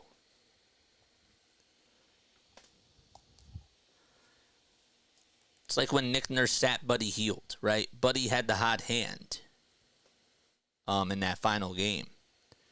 3-2 on the way. Swung on, lined out to left field for a base hit. It's backhanded by Pache, and Hoskins gets on with a 1-out single.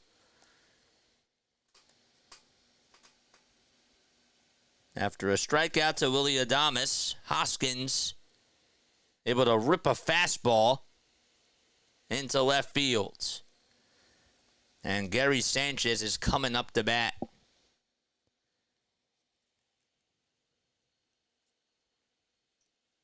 Hoskins and Harper sharing another moment over at first once again. And the next one is chopped foul to Gary Sanchez. We're in the top of the 7th inning. There's one out. Brewers lead at 1-0 on the RBI ground out that was hit by Andrew Monasterio. The 0-1 offering. And that's fouled again. Both teams have 5 hits today. Brewers, the only difference was having Blake Perkins get on second base and then him advancing on the fly out to center field over to third by Jackson Chorio. And Monasterio had an RBI ground out to score him. 0-2 is the count. And the next pitch, curveball, that's low for a ball. Even with the injuries, man, the Brewers pitching staff has done a really, really good job as a team. They really have. The 1-2 on the way. Fouled off. And Sanchez stays alive.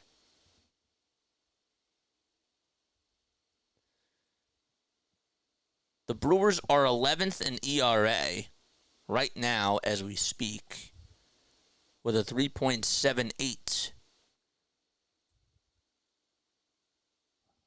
Over their last 7 games, they're 9th in ERA. 1-2 pitch, and Ruiz misses that call. It was maybe a hair outside, and not by much. Make the count now 2-2. The Phillies' ERA over the last 7 days, a 1.73. They've recorded 50 strikeouts in 52 innings and have only allowed 10 earned runs, which is the second fewest in baseball. Next pitch, and that's fouled off. Dodgers have the lower ERA at 1.71 over their last 7 games. 2-2 pitch, swing and a miss. Big strikeout by Ruiz, his second one of the inning. And sit down, Sanchez. That's what he says, and Perkins is coming up to bat. 222 people on here watching. Let's get to 222 likes.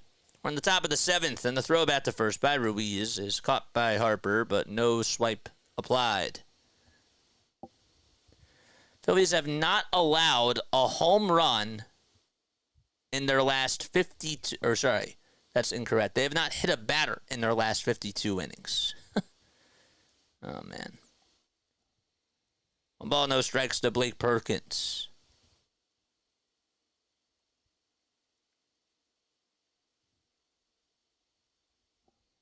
One ball, no strikes. And the pitch swung on. Popped up. Out towards medium depth left center field. Sosa gets called off by Pache. And Pache's there to make the catch.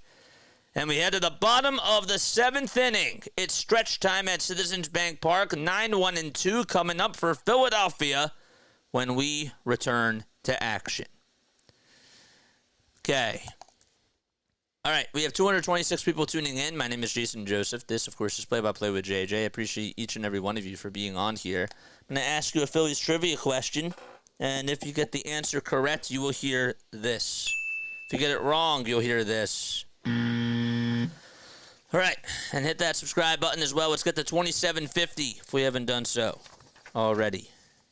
Oh, we haven't. We're at 2735.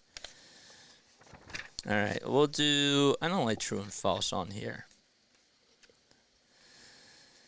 Jeff Francoeur. If you guys remember, he was with the Phillies, and he had a 12-season career. Okay, now he's a broadcaster on, I believe it's TBS. Does a really good job. Played for the Braves, the Royals, the Mets, the Giants, the Rangers, the Padres, the Marlins, and the Phillies. But how many games did he play for Philadelphia? How many games? That's what I want to know. How many games did Jeff Francoeur play in Philadelphia.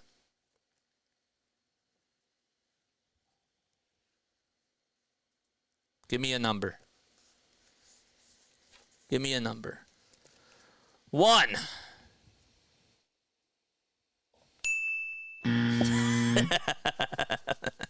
208. 82. 16. 4. 74.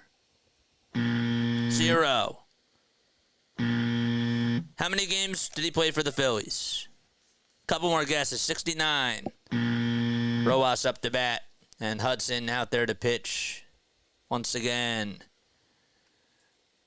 The pitch to Rojas. Swung on. Hit out towards left field. It's going back towards the track. And there to make the catch is Yelich. Boy, he thought he had that one. And Rojas just missed a home run. It was a good pitch to hit, too. 420. 130. You're really close. You're really close, Sam. 188. You're further away, humbug. 2 more. 46. Uh-oh. Why did this come off? Uh-oh. There we go. Here comes Kyle Schwarber. And the pitch to Schwarber is, I'm surprised it wasn't called a strike. It's been an expanded strike zone for Alan Porter. And it's a ball called on the outside edge of the plate. 128. One more guess. 131. All right. Jeff Francoeur played 118 games for the Philadelphia Phillies. 118 games. Go look it up. Thank you for playing Phillies trivia with us. 2 balls, no strikes. And the 2-0 is in there for a strike. 118 games. That's how many he played for Philadelphia. Shout out to Jeff Francoeur. 2 balls, 1 strike to Kyle Schwarber. And the next pitch, swinging and missing. I mean, badly. He went chasing after a pitch that was spelled nothing but trouble. That thing was trouble spelled all over it. Hudson on the bump. 14 total pitches for him from the left-handed southpaw, who's 27 years old. 2-2 delivery, and Schwarber decides not to offer at the menu on that low pitch. That was way up high. That was higher than the previous pitch that was thrown.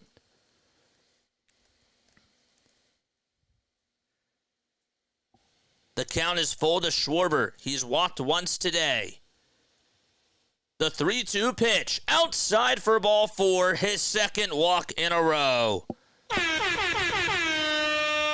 All right, a 1-out walk for Kyle Schwarber.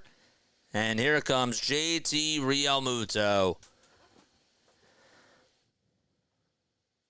He played out in right field, man. Yeah, he was a right fielder when he was on the Phillies. JT Realmuto up to bat as he chokes up just a little bit, just like he always does. 1 out. Schwarber at first, and the pitch is a little bit low, but it's a called strike, and JT's like, that is not a strike, and it certainly was not. Hasn't really been calling the low pitches the strike. It's really been the outside and inside pitches. No balls. 1 strike. Hudson looks over at first, now back to the plate, and the 0-1 is wide for ball 1. You got to keep your eye on Schwarber, man, because he's stolen 4 bases this year.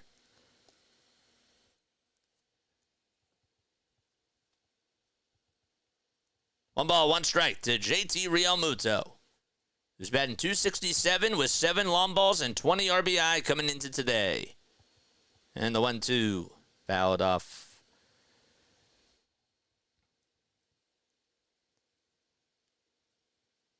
Ryan Kerkering warming up in the Phillies pen, and he will pitch the top of the 8th inning.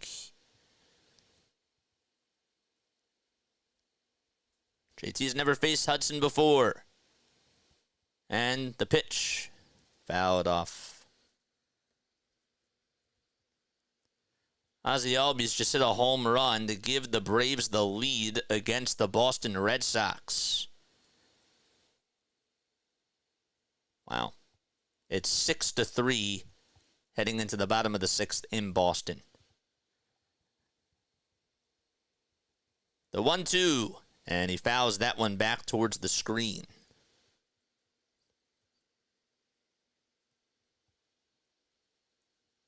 JT from Del City, Oklahoma. Behind in the count 1-2. Schwarber leads off over at first. Phillies have not done a good job today with runners in scoring position. And the pitch fouled off again.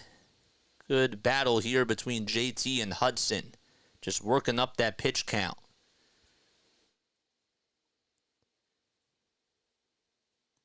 JT so far in June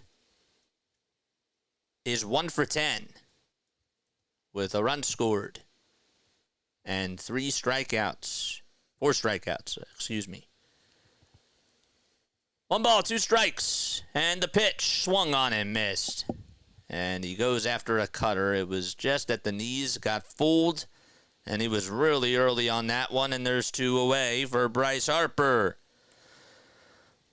And now time is called.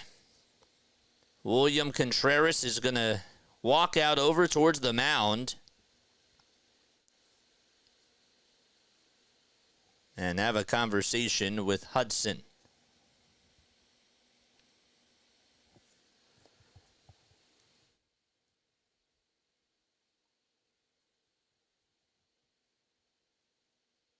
Make sure you guys like, make sure you guys subscribe, and hit the notification bell icon while we're in this little timeout here. We have a red bell out in right center field at Citizens Bank Park. Phillies are down 1-0. They've left runners on in each of their last 3 innings. This is the 3rd time, I should say, that they've left runners on base. And they've put up a goose egg. Can Bryce Harper change the ties? 2 outs. Schwarber over at first. And Harper is up to bat. 3 seconds left on the pitch clock. Hudson kicks, delivers, swing and a miss on a cutter that was on the outside corner. Was thinking fastball all the way and just could not catch up to it. Elvis Peguero is warming up in the Brewers bullpen. The ball's 1 strike. And Harper in the box, and he takes it just outside. Next pitch, it's a 1-1 count.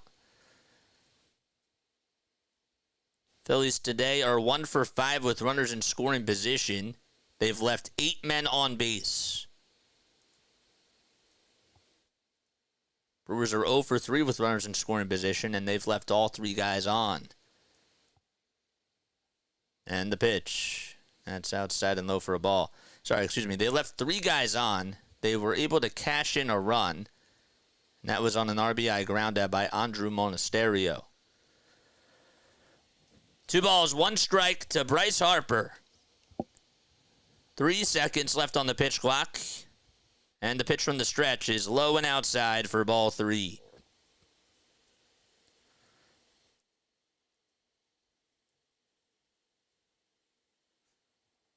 Fans clapping along, hoping that Bryce Harper can come through and get on base.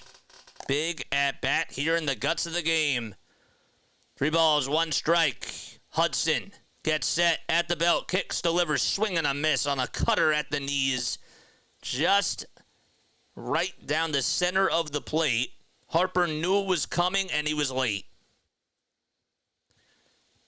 And now what do you do in this part of the count? Got to stay locked in. It was really a foul tip into the glove.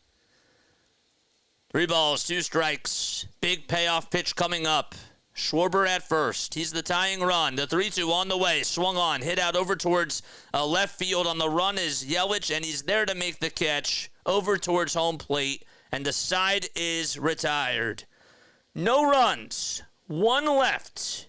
And we've played 7 frames so far and head to the top of the 8th inning.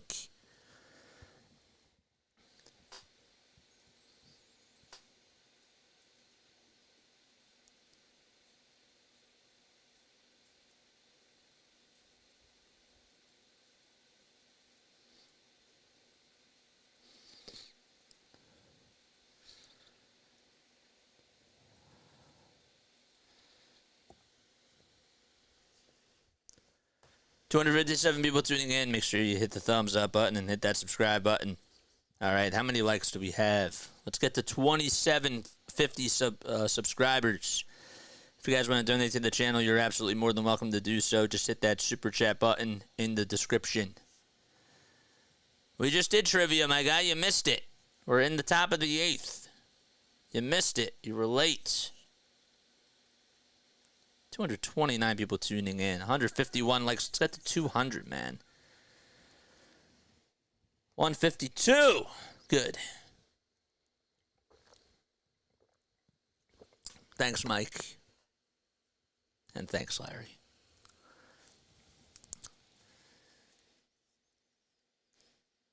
I need the Bryce to step up. Oh, no, you're good, you're good. That's a foul. That's a foul, Dr. MP. You're banned. Goodbye. No, I'm kidding.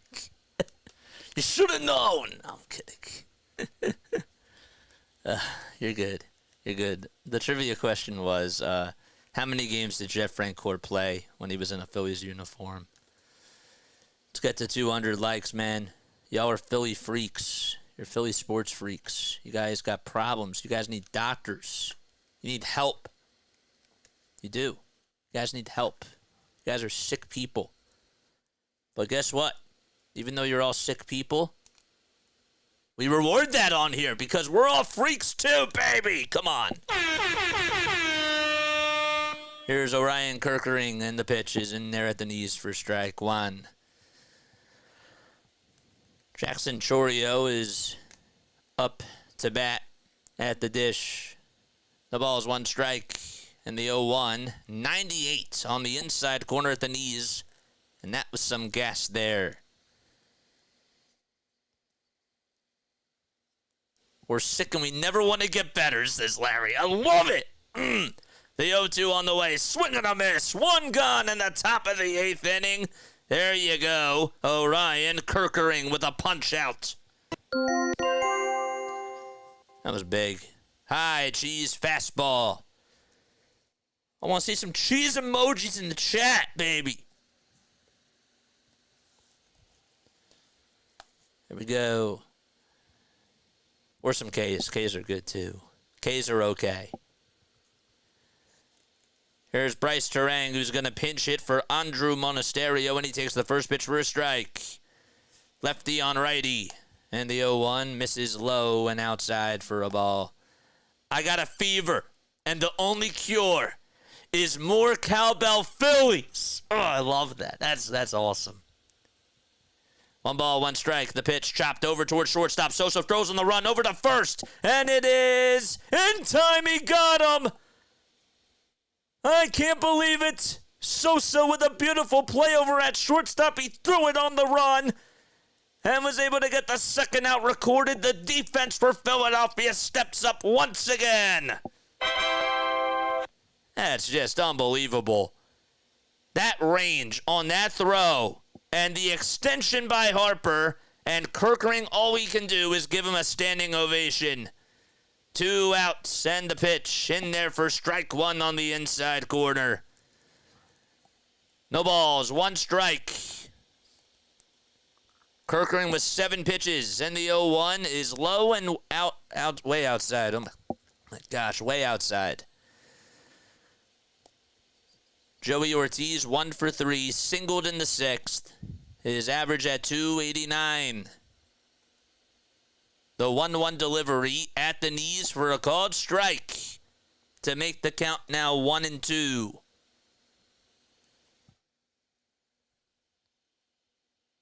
The pitch on the inside corner, called strike 3. And well, Orion Kerkering comes in and he's able to retire the side. And we head to the bottom of the 8th. No runs. And well, Phillies are coming up to bat.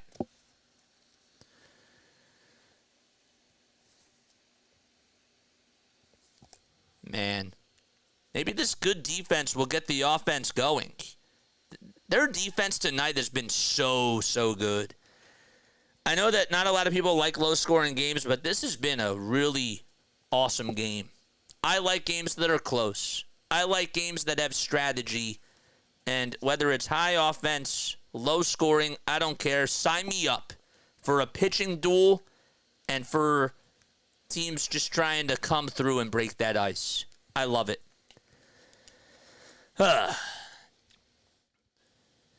Bob the Builder. Oh my gosh, I never thought that I would say that on here. Yes, we can, Mario. That's what made me think about Bob the Builder. Wow. Max Fried just set a new career high in 12 strikeouts on the night. That's wild. And by the way, Kerkering's ERA now is dipped to 1.27. 1.27. And he's not even our best reliever. Let that sink in. He's not even our best reliever.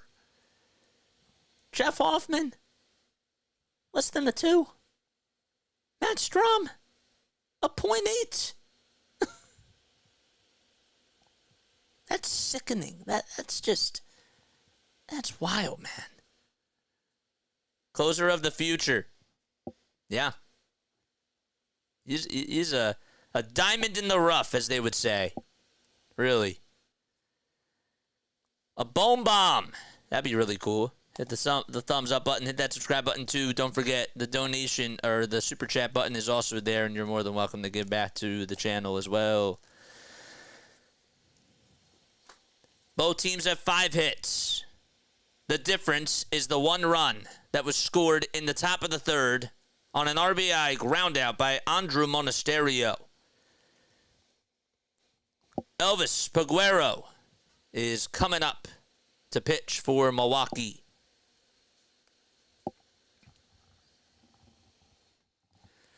All right. Should be an interesting inning for Philadelphia. It's 4, 5, and 6 due up. That's Bohm, Stott, and Castellanos. And the pitch to Bohm is low for a ball. Destiny Legardo, shout out to her, a beat writer for PhilliesNation.com. She just said that the Brewers, quote, are 28-1 when leading after 7 innings this season. And the pitch is fouled off. Joel Payamps, you would think if Peguero pitches a clean inning here, he will probably close the bottom of the 9th. The 1-1 in the air, hit out over towards deep left center field. That's back towards the track, and we have a tie game. Alec Bohm with a solo bomb, a bohm bomb as they call it, out to left center field. His 6th bomb of the season, and we're tied up 1-1. Absolutely crushed and clutch.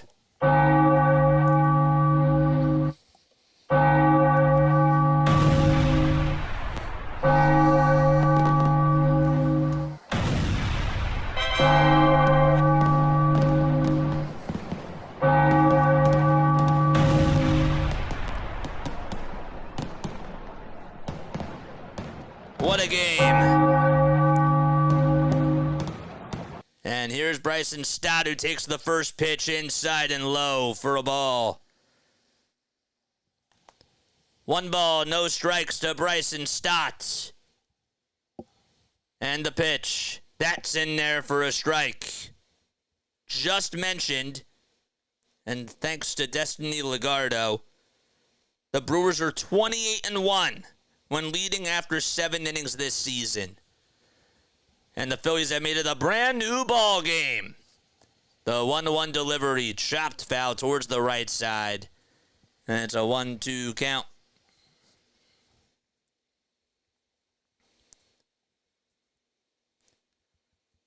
Bohm was hitting 182, according to Luke Arcani, over his last 15 games. And he just ended an 0-for-14 skid.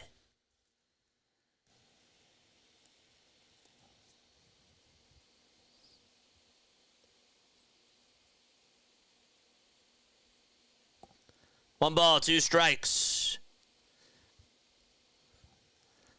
Here we go. And the pitch. And that's grounded over towards the right side. Fielded on a bounce by Terang, and the throw over to first is in time. Stott did lose the helmet. And Bryce able to record the first out there. And that changes things. Matt Strom now is going to get loosened up in the Phillies bullpen. Yes, it was.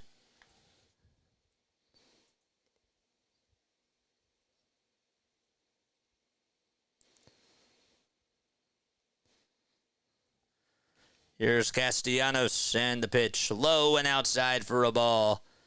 Took a slider there. Peguero with 9 pitches, just left one mistake out over the middle of the plate, and now look, Bohm took it yard. The pitch to Castellanos, and that misses low again. Phillies are 7 games above the Atlanta Braves, and even if the Braves win and the Phillies win, they would still keep that same distance. 2-0 is the count. Peguero gets set again at the belt, winds up and fires, and that misses low again. Looks like he's in his head a little bit, and the fans are clapping along, trying to join in on the action. Pache waits in the on-deck circle. Came in to pinch hit for David Dahl his last time up. And the 3-0, that misses for ball 4. A 4-pitch walk for Nick Castellanos, and there's still one out in the bottom of the 8th inning.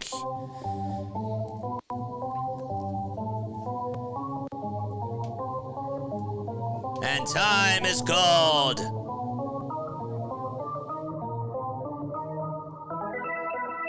Charge. Wow.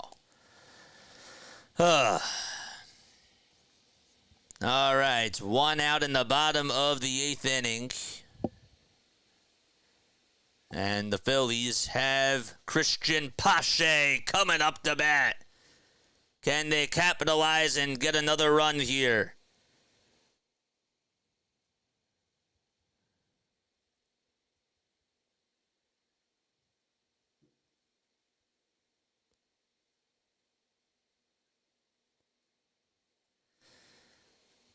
MLB just tweeted out, Alec Bohm rings the bell and ties the game for the Phillies. I just am retweeting, and I'm quoting the tweet, and I'm saying, put Bohm in the MVP conversation. He deserves it, man. He's been the best hitter on the Phillies this season. Maybe not recently, but overall he has. Here's Christian Pache in the pitch, swinging a miss on a slider that was low. Hobie Milner warming up once again for the Brewers. He was warming up before a couple of times. And the 0-1 swinging a miss. They just cut back really quickly. Don't forget to like. Don't forget to subscribe. We have 302 people on here watching. We cover each and every Phillies game, Sixers and Eagles as well. 0-2 is the count to Christian Pache. Peguero getting ready to throw pitch number 15. Here it comes, and it misses outside. Phillies were down 1-0 on an RBI ground-up by Andrew Monasterio back in the top of the 3rd. Sanchez pitched really well, and the Phillies finally tied it back on a solo shot by Bohm. Earlier in this inning, the 1-2 on the way, swing and a miss. The second time tonight that Pache is struck out. And he goes after a slider, and there's the second out recorded.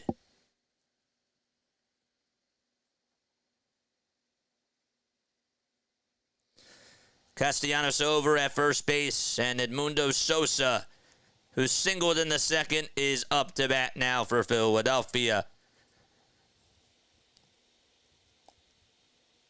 The pitch to Sosa, and that is in there for a strike. That wasn't a strike, but Porter called it a strike. It looked like it was a little bit low on the outside corner, but nonetheless, it's an 0-1 count. The pitch, and that misses low again. Way further down low this time. 1 ball, 1 strike. Bohm tied the game on a bomer. A solo homer. The 1-1 pitch, and that's blooped out over towards right field at the line. Terang gets under it, though, and makes the catch just at the right field line, and the inning comes to an end. Alec Bohm makes it a brand new ball game as he hits a solo shot out to left center field. It went 421 feet, and we head to the top of the ninth, all knotted up at 1 apiece.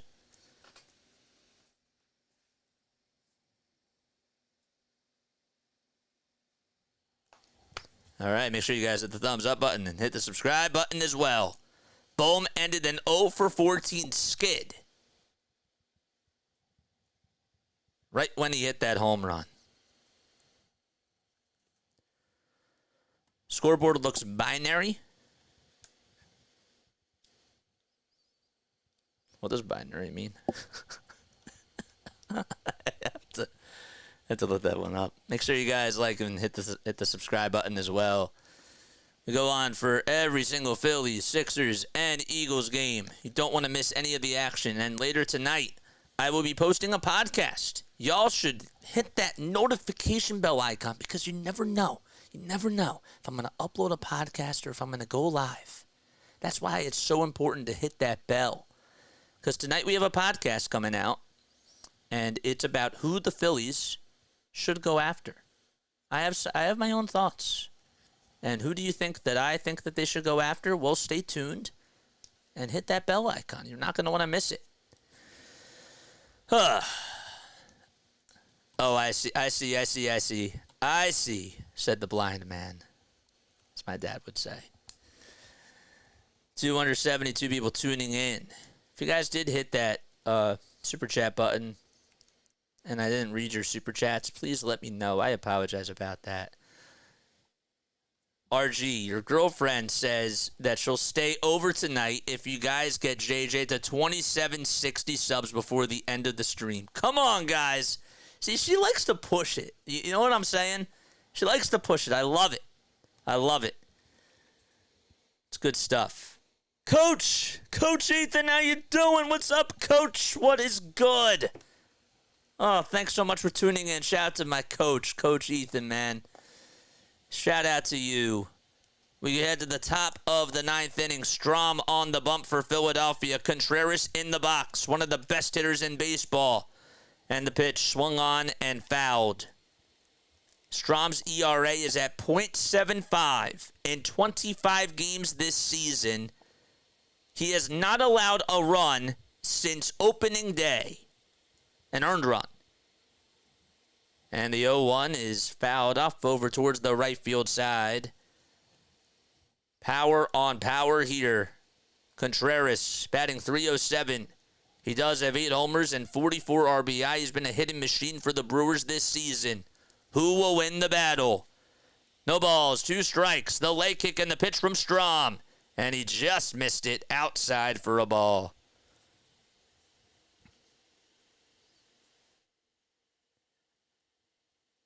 One ball, 2 strikes. Strom, 32 years old from West Fargo, North Dakota. And the 1-2. And it was a hanger that is just fouled towards the left side. It bounced, hit off the end of the tarp, and it was caught by the ball girl out in left field.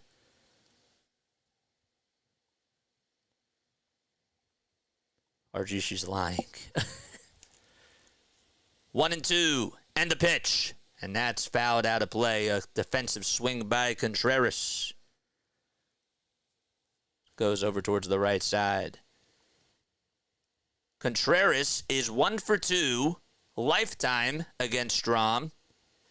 Hit an RBI double in one of those 2 at-bats. The pitch from Strom. And that misses low at 94.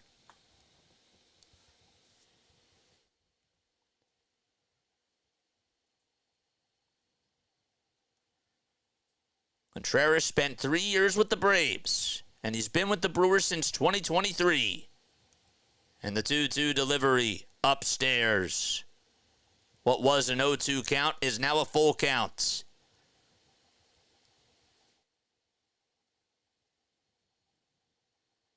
Three balls, 2 strikes. Christian Yelich waits in the on-deck circle. And the 3-2 and that was barely fouled off. The slider was heading towards the dirt, and Contreras just barely got a piece of it.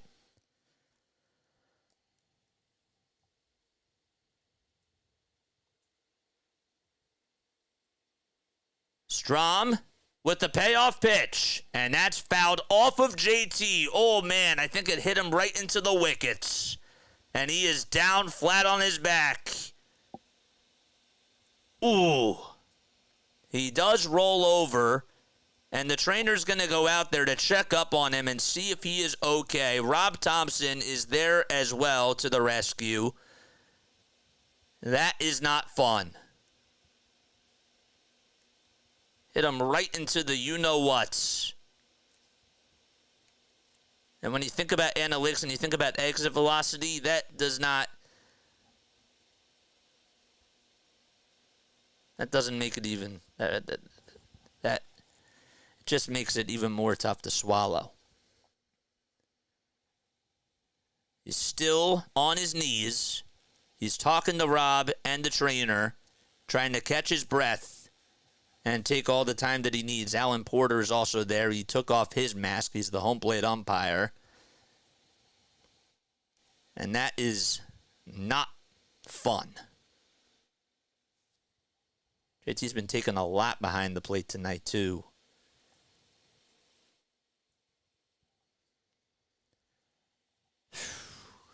That thing is going to be sore tomorrow. This is why Rob has been giving him more rest, too. Because he knows that he's older. I mean, he's done an incredible job behind the plate overall. But you got to protect him. You have to. The mask is off. He's still on both of his knees. And the trainer asked for something. I think it was just a bottle of, I don't know if that was water or not. But he takes a sip. So now he's standing up. His knees are bent. And he gets a standing ovation from the fans.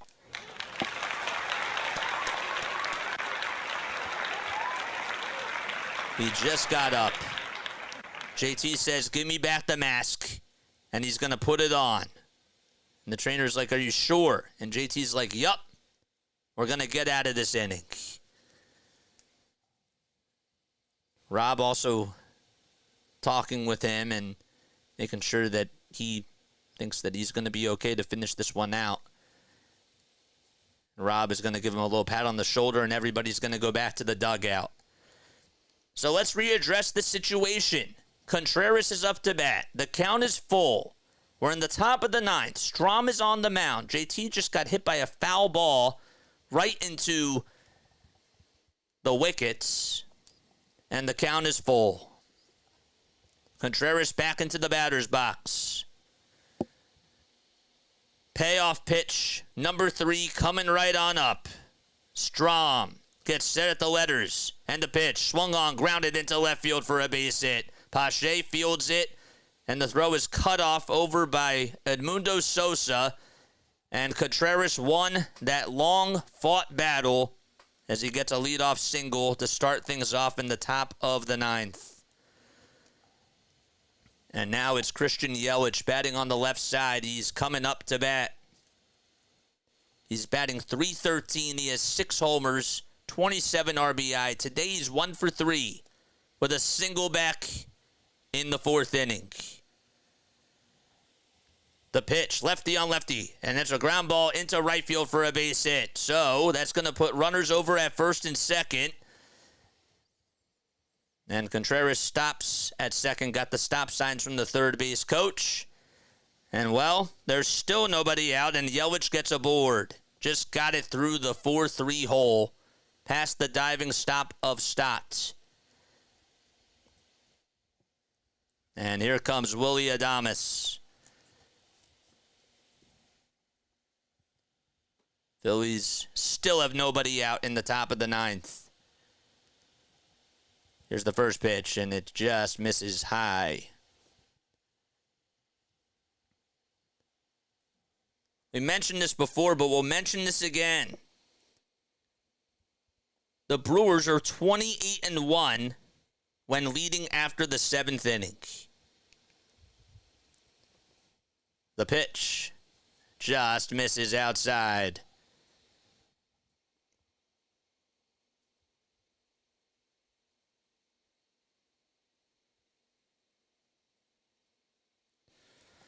Two balls, no strikes. And the next pitch, swung on, hit out over towards right field. Castellanos goes back towards the track, says he has enough room, and he does, and he'll make the catch. The throw is going to be drawn over to third base, and it's cut off by the shortstop, Edmundo Sosa. And Contreras heads over to third. Yelich retreated back over to first. And Rhys Hoskins is coming up to bat. A nail biter, and you have to hold your breath here. Hoskins homered in last night's game. Former Philly going up against his former ball club, where his career all started. He's 1 for 3 today, had a single back in the 7th. And he's looking to give the Brewers the lead, but let's see if Strom can stop him. Runners at first and third. And here's pitch number 1. Swung on and missed. Good cutter thrown on the inside corner by Matt Strom. And Hoskins was really early on that one.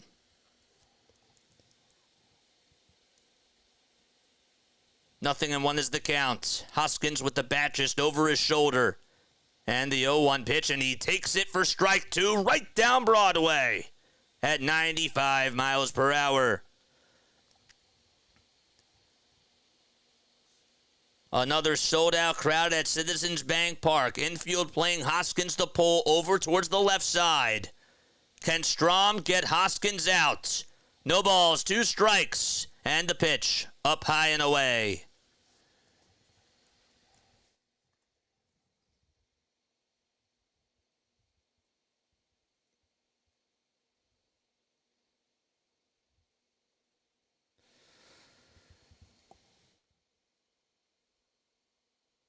One ball, 2 strikes, and the next pitch on the inside corner called strike 3. And that out was huge by Matt Strom. 2 outs in the top of the 9th. I can't believe Hoskins didn't even attempt to swing at that pitch. It was on the inside corner at 94, and that strikeout was clutch. Sanchez up to bat now with runners at the corners. So not even a sac fly is possible in this inning. Another big at-bat here. Sanchez up at the plate. Pitch number 1, strike 1. Good slider thrown. It had a lot of movement to it. It was on the inside corner, right at the knees. Gary has struck out twice. And he's also grounded out as well. Sure, you guys hit the thumbs up button and hit the subscribe button as well. No balls, 1 strike. And the 0-1 misses in.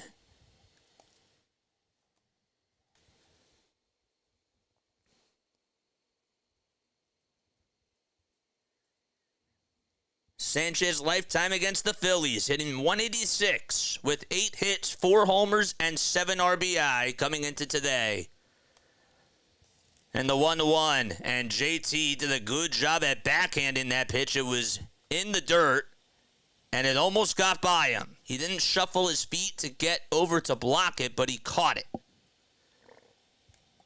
That gets by him, and a run scores. If it does.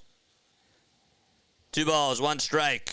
Strom gets set at the letters, and the 2-1, swing and a miss. A cutter that was just up high, and Sanchez was late.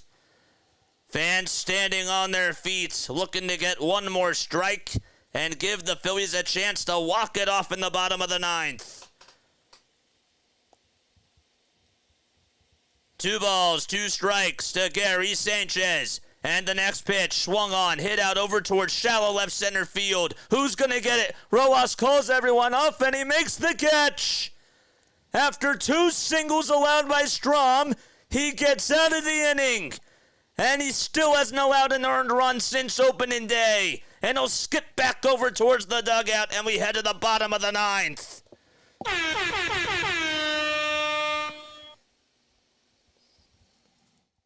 Adames flied out to right, Hoskins struck out, and Sanchez pops out to left center field.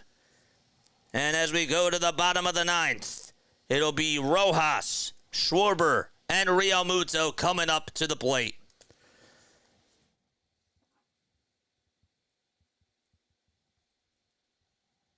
He is clutch, man.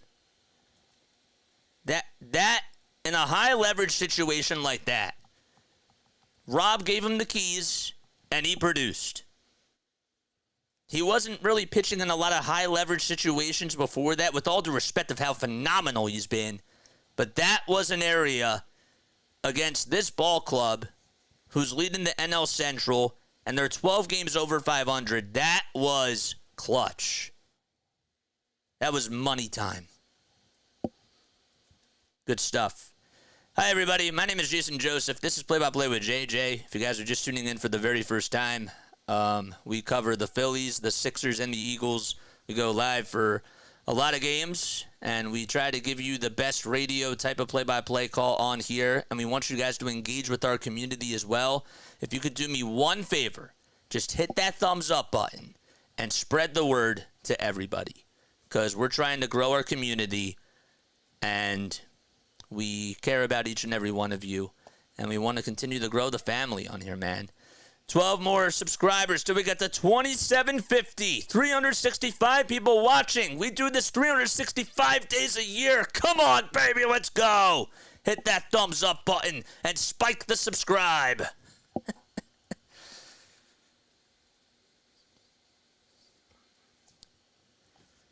Just hit the button. Just hit the button. That's all. Just hit that button.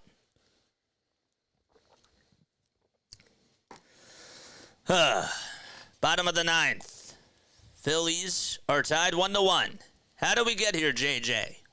Well, Cristopher Sanchez started off the ballgame for Philadelphia. He went 6 innings, just allowed 1 run, and it was an RBI ground out that was hit by Andrew Monasterio.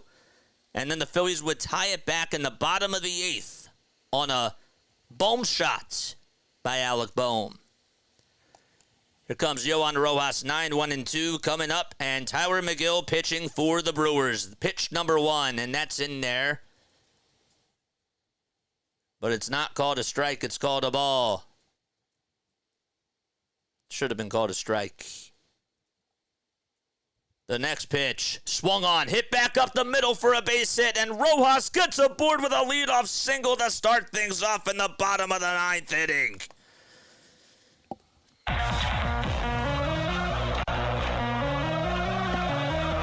Rally time for Philadelphia.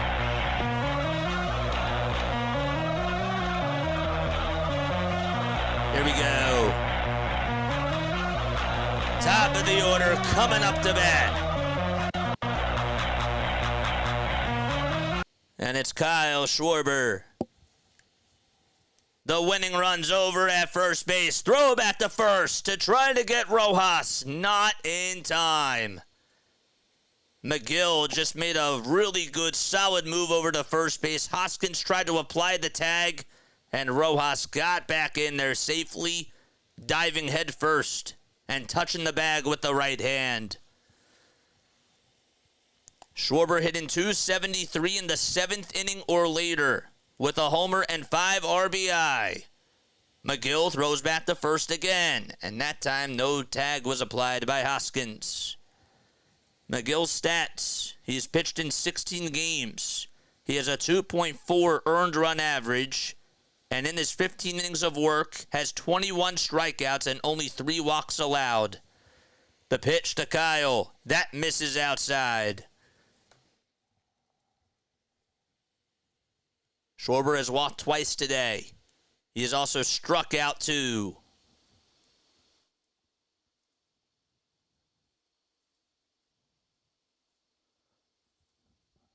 One ball, no strikes. McGill comes set and delivers. It's 100 miles per hour, but it was way off the plate for ball 2.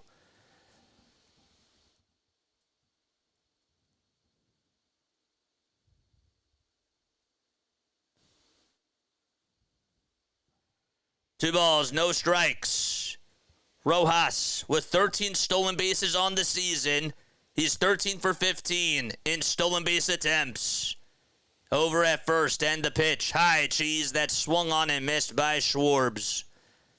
Still is ahead in the count. It's a 2-1 count, though. Just at the eye level, and he could not catch up to the heater. 2 seconds left on the pitch clock. McGill set at the letters, kicks, delivers, and Rojas tried to swipe second, but it's fouled off, and he has to retreat back over to first. 396 people tuning in. We come on for almost every single Phillies, Sixers, and Eagles game. Make sure you guys hit the thumbs up button. Nobody out in the bottom of the 9th. Phillies are tied 1-1 against the Brewers. It's a red bell out in right center field. The 2-2 pitch. Swing and a miss, and the throw to second to get Rojas just not in time. He got it. He got it. Oh, man. And Contreras looking back over to the dugout. I thought maybe the swipe was applied by Adames over at shortstop. Let's see again. Did he get him on the tush? No, he missed the tag. He did. And then, as soon as his left hand came off the bag, Rojas, he got back in there. Wow. The throw was high, and Adames could not apply the tag. So Schwarber strikes out. There's 1 out in the bottom of the 9th. However, Rojas gets his 14th stolen base on the season, and JT looking to be a walk-off hero. The look back to second, and McGill has to take a step off the mound really quickly. Wow. Was that... I mean, I'm not saying that was an easy tag, but I think the Phillies lucked out there. Runner at second. JT up to bat. That pitch was in the dirt, and it almost got away from the catcher, Contreras. It was swung on and missed, too, by JT as he went golfing after that and missed it.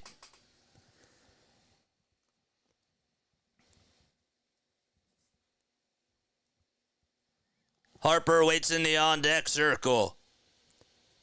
0-1 is the count to Realmuto. The 0-1 pitch, fouled off. It reached triple digits again, right down the heart and soul of the plate. The Fightins are 25-9 at home. They're looking to get their 43rd overall win on the season. No balls, 2 strikes. McGill comes set and delivers, and that sliced foul again towards the right side and heads into the upper deck, out of the picture.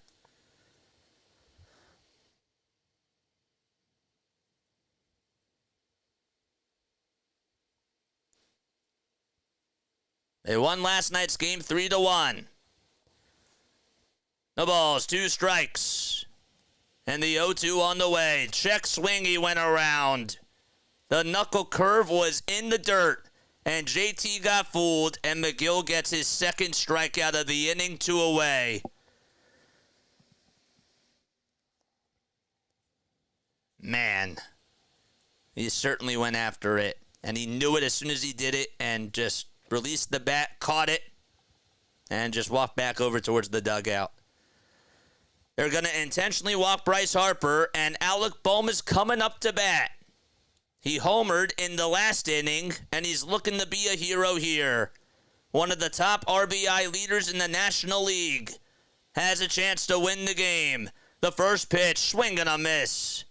Another triple-digit fastball that was maybe a hair outside.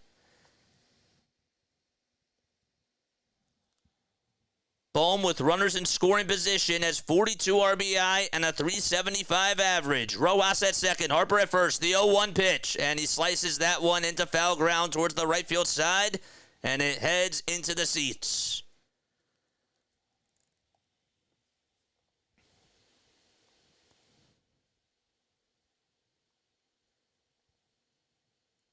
McGill, 30 years old. He's 6'8", weighs 255 pounds. Going up against Alec Bohm, who's 1 for 2 lifetime against him, with a hit and a double. The 0-2 pitch, swing and a miss, and Bohm throws the bat down, and the inning comes to an end. It was outside at 100 miles per hour, and the Phillies can't come through, and we head to extra innings. Free baseball coming up for Philadelphia when we return to action. All right. Make sure you guys hit that thumbs up button, baby. We're going to extras. And hit that subscribe button, too. Let's get to 2,800 subs. 461 people tuning in. By the way, my name is Jason Joseph. This is Play-by-Play with JJ. I'm changing my volume because I got to save my voice and I got to condition myself. We always lose in extras. Not always. Christian Pache walked it off for us in extra innings. And, well, if you really want to know, I'll tell you right now. The Phillies, in extra innings, honestly, have done, well, let's see. Let's see here. Thought I had it up. I did. Oh, yeah, here it is. Phillies are 4-6 in extras. So they've won 4 games. Noah! What's up, Noah? How you doing, man? What's good? All right. Top of the 10th. The zombie runner. It's Cristopher Sanchez. He will be the zombie runner. At least his spot will be. It'll be 7, 8, and 9 due up in the order. That's Perkins, Chourio, and Terang. Well, you said we haven't won in extras. I know that you exaggerated, but we haven't won in extras. Well, we have 4 wins. 4 wins. I'm just messing with you. Perkins, Chourio, and Terang. Let's make it 5. Philly fans here. What's up, Philly fan? How you doing, bro? Thanks so much for coming on. I appreciate it, man. Here, I'm going to play you the bell because you deserve that, man. Sir Anthony Dominguez will come on in for Philadelphia. His ERA at a 5.4. That doesn't tell the full story, though. He's gone 20 innings. He has 19 strikeouts. And, well, he's done a pretty good job overall in his last few outings. Now, he did lose the last game in extra innings, even though it wasn't really entirely his fault. Phillies had to go to him, and it was a sac fly that they would allow to the Giants. And they won it 1-0. Dunn is going to pinch run for Cristopher Sanchez. He's over at second base. He's the zombie runner. And the first pitch is a slider that misses upstairs to Blake Perkins. The Phillies ghost runner in their half of the 10th inning will be Alec Bohm. 1 ball, no strikes, and the pitch, it's popped up. It was bunted and popped up, but it's a foul ball and goes out of play.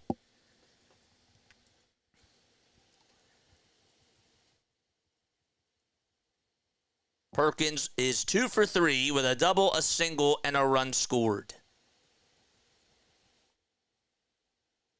1 ball, 1 strike. And the next pitch, that misses high and inside for ball 2.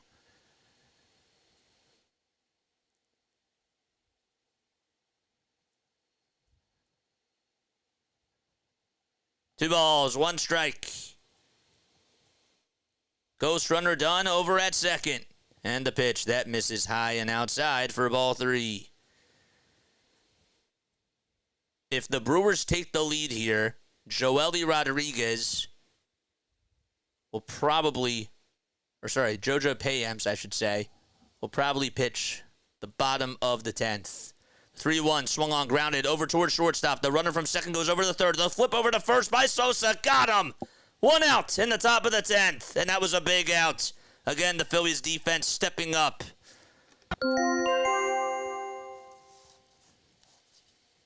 And let's see. Brewers are thinking about challenging this, and are they going to do so? I don't think so. See again. There's a bouncer that sort of took a skip off the mound. Sosa charged over to first. And let's see on this replay that they're showing us here. Oh, he's out. He's out. Got him.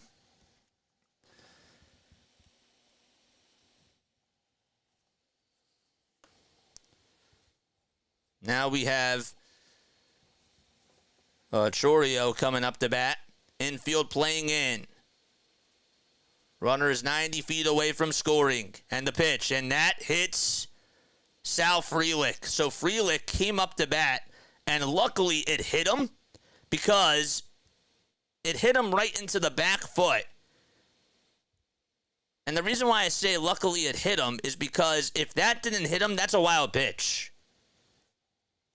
And the runner from third does score. So Frelick came in to pinch hit, and he gets on with a hit by pitch. I think it bounced in the dirt, and then it hit him. It did. Runners at the corners with one out in the top of the 10th.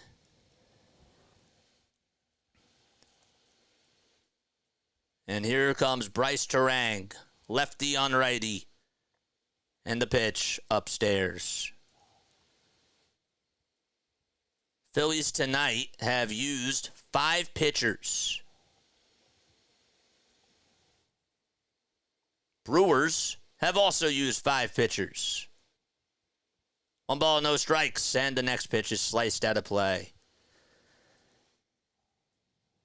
1 ball, 1 strike.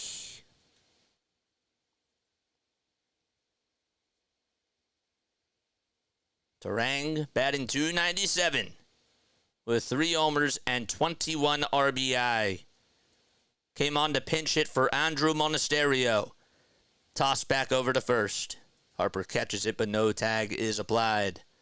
Gotta watch out for Sal Frelick. Oliver Dunn over at third base. He was the zombie runner for Gary Sanchez. 1-1, and that's wide for ball 2. And going over to second is Frelick. I think that it's a defensive indifference because nobody was covering the bag. Nope, they call it a stolen base. So that gets rid of the double play ball. 2 balls, 1 strike. Can Sir Anthony get out of this? And the next pitch fouled away. 398 people tuning in. Don't forget to hit that thumbs up button, baby. Most 10th inning with 0 runs this season. The Phillies are tied with the Astros with 5. 2 balls, 2 strikes, and the next pitch, that misses low. It was heading towards the dirt.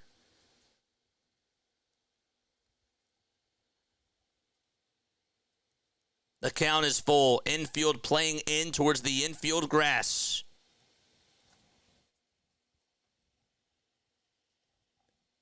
Dunn at third. Frelick at second. The 3-2 on the way. Swung on, bounce to second. The throw to home plate. It's in time. What a play and what a throw by Stott. A Chase Utley-esque type of a play. Runners over at first and third, and JT taking one again for the team. Oh my gosh. Stott threw a strike from second to home, and Sir Anthony Dominguez had to dive.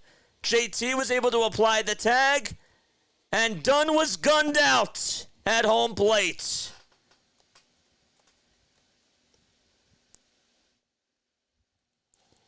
Boy, oh boy. Unbelievable. How did JT hang on to that? I don't know. I said that they were playing in towards the infield grass. You must have missed that. All right, so JT gets another standing ovation for being so good behind the plate tonight. And top of the order coming up. Dunn was done. I love that call. Shout out to Chris. Here we go. Ortiz up to bat, and the pitch is in there for a strike at 99 miles per hour. Terang goes over to second as he steals second base. All that matters is the batter. No balls, 1 strike to Ortiz. And the 0-1 in and high. This is what makes JT such a great catcher. It really does. Joey Ortiz singled in the sixth. He's 1 for 4 tonight. And the 1-1 delivery. Swung on, popped up, hit out towards the first base side. Harper has it in foul ground and makes the grab. Dominguez gets out of the jam, and the Phillies are looking to walk it off in the bottom of the 10th. Bohm will be the ghost runner when we return as JT gets high fives and smiles walking back into the dugout. Man, that was awesome. What an inning, man. Sir Anthony Dominguez, give him credit, man. And how about the throw by Stott? All right, we head to the bottom of the 10th. So in case you are just tuning in, the Phillies are tied 1-1 in that top of the 10th inning. Okay, the ghost runner was Dunn. Oliver Dunn, who was over at second base. Perkins grounded out to short. Dunn advanced over to the third. Churio Frelick came up, and he was hit by a pitch. And then right after that, okay, there were runners over at second and third on a stolen base by Perkins.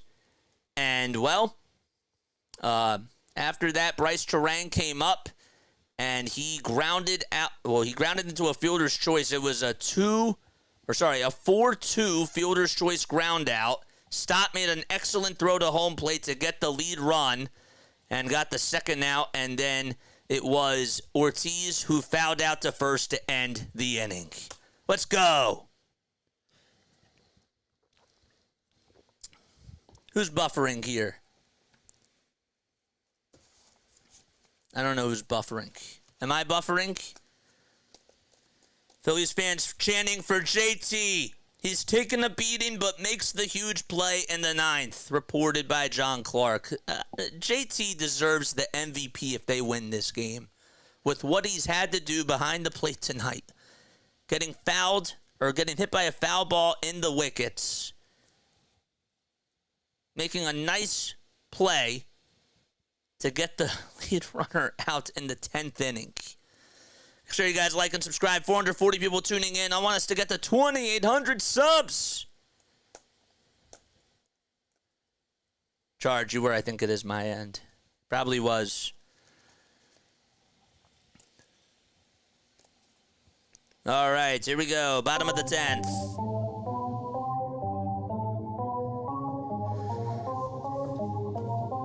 Stott up to bat.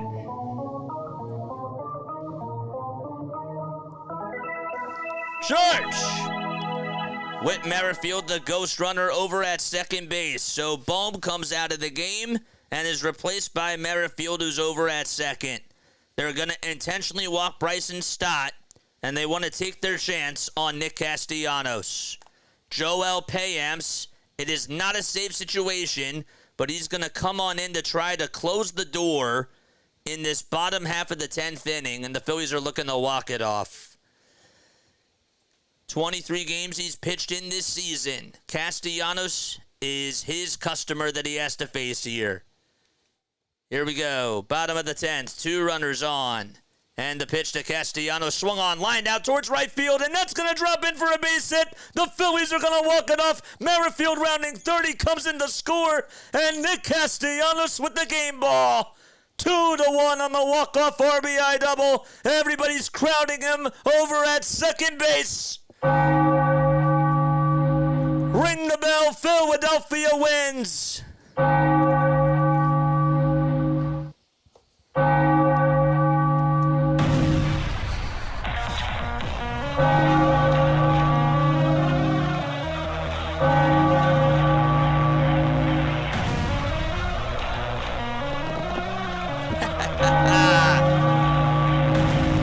Unbelievable.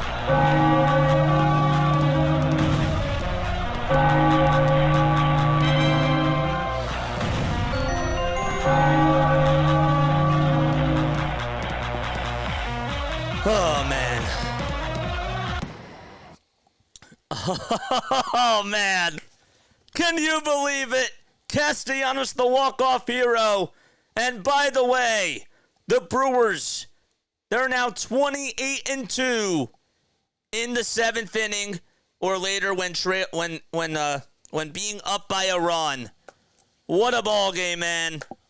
This team Unbelievable. PM EST gets charged with his first loss, and Sir Anthony Dominguez, poetic justice, gets his first win on the season. Good job by him. This bullpen was outstanding tonight, and they outlasted the Brewers bullpen.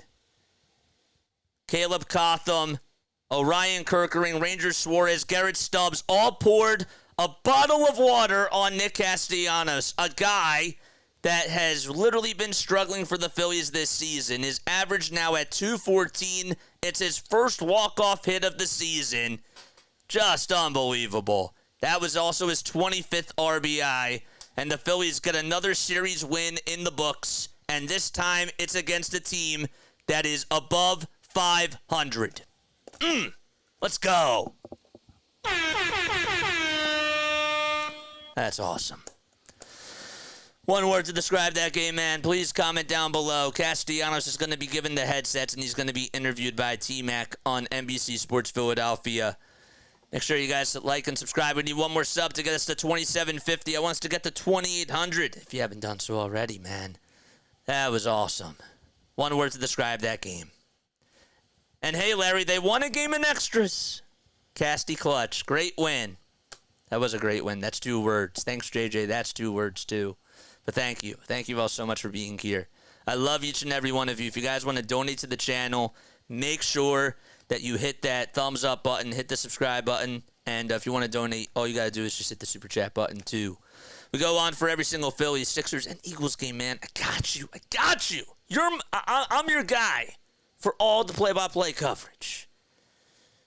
This is the 3rd game I carried over this bet. 5 for 8 adds 2 to it. Bet 10 versus Colorado, and now 15 on today's. There we go. That was exciting. You're the best YouTuber ever. Thank you, man. You guys are the best. I love you guys. This is the great thing about tonight. You know what I'm saying? I'm going to put the camera on me for a second. I want to make sure that I thank each and every one of you for being here. You know, we've really grown so much, and we're going to continue to reach for those stars, baby. We really are, because that's what we do. The grind don't stop on here, and we've built such an incredible community. As a play-by-play announcer, this is what I want to do. And on nights like tonight, it is just so awesome to see a team come back and win like this, and to have 470 people on here. That's what you live to see. It is. Big crowd, yeah. I know. And CeeLo, guys, make sure that you go subscribe to him, too. All right, I'm going to go back to our live stream. Look out right here. Wow. That was awesome. Yes, they did. Negadelphia takes the L. They took the L tonight. Awesome work again, JJ. Thank you, guys. Lalatov, I will catch you all in the next one. I got to cut some highlight calls from this because this was awesome. Hopefully that walk-off call was really good.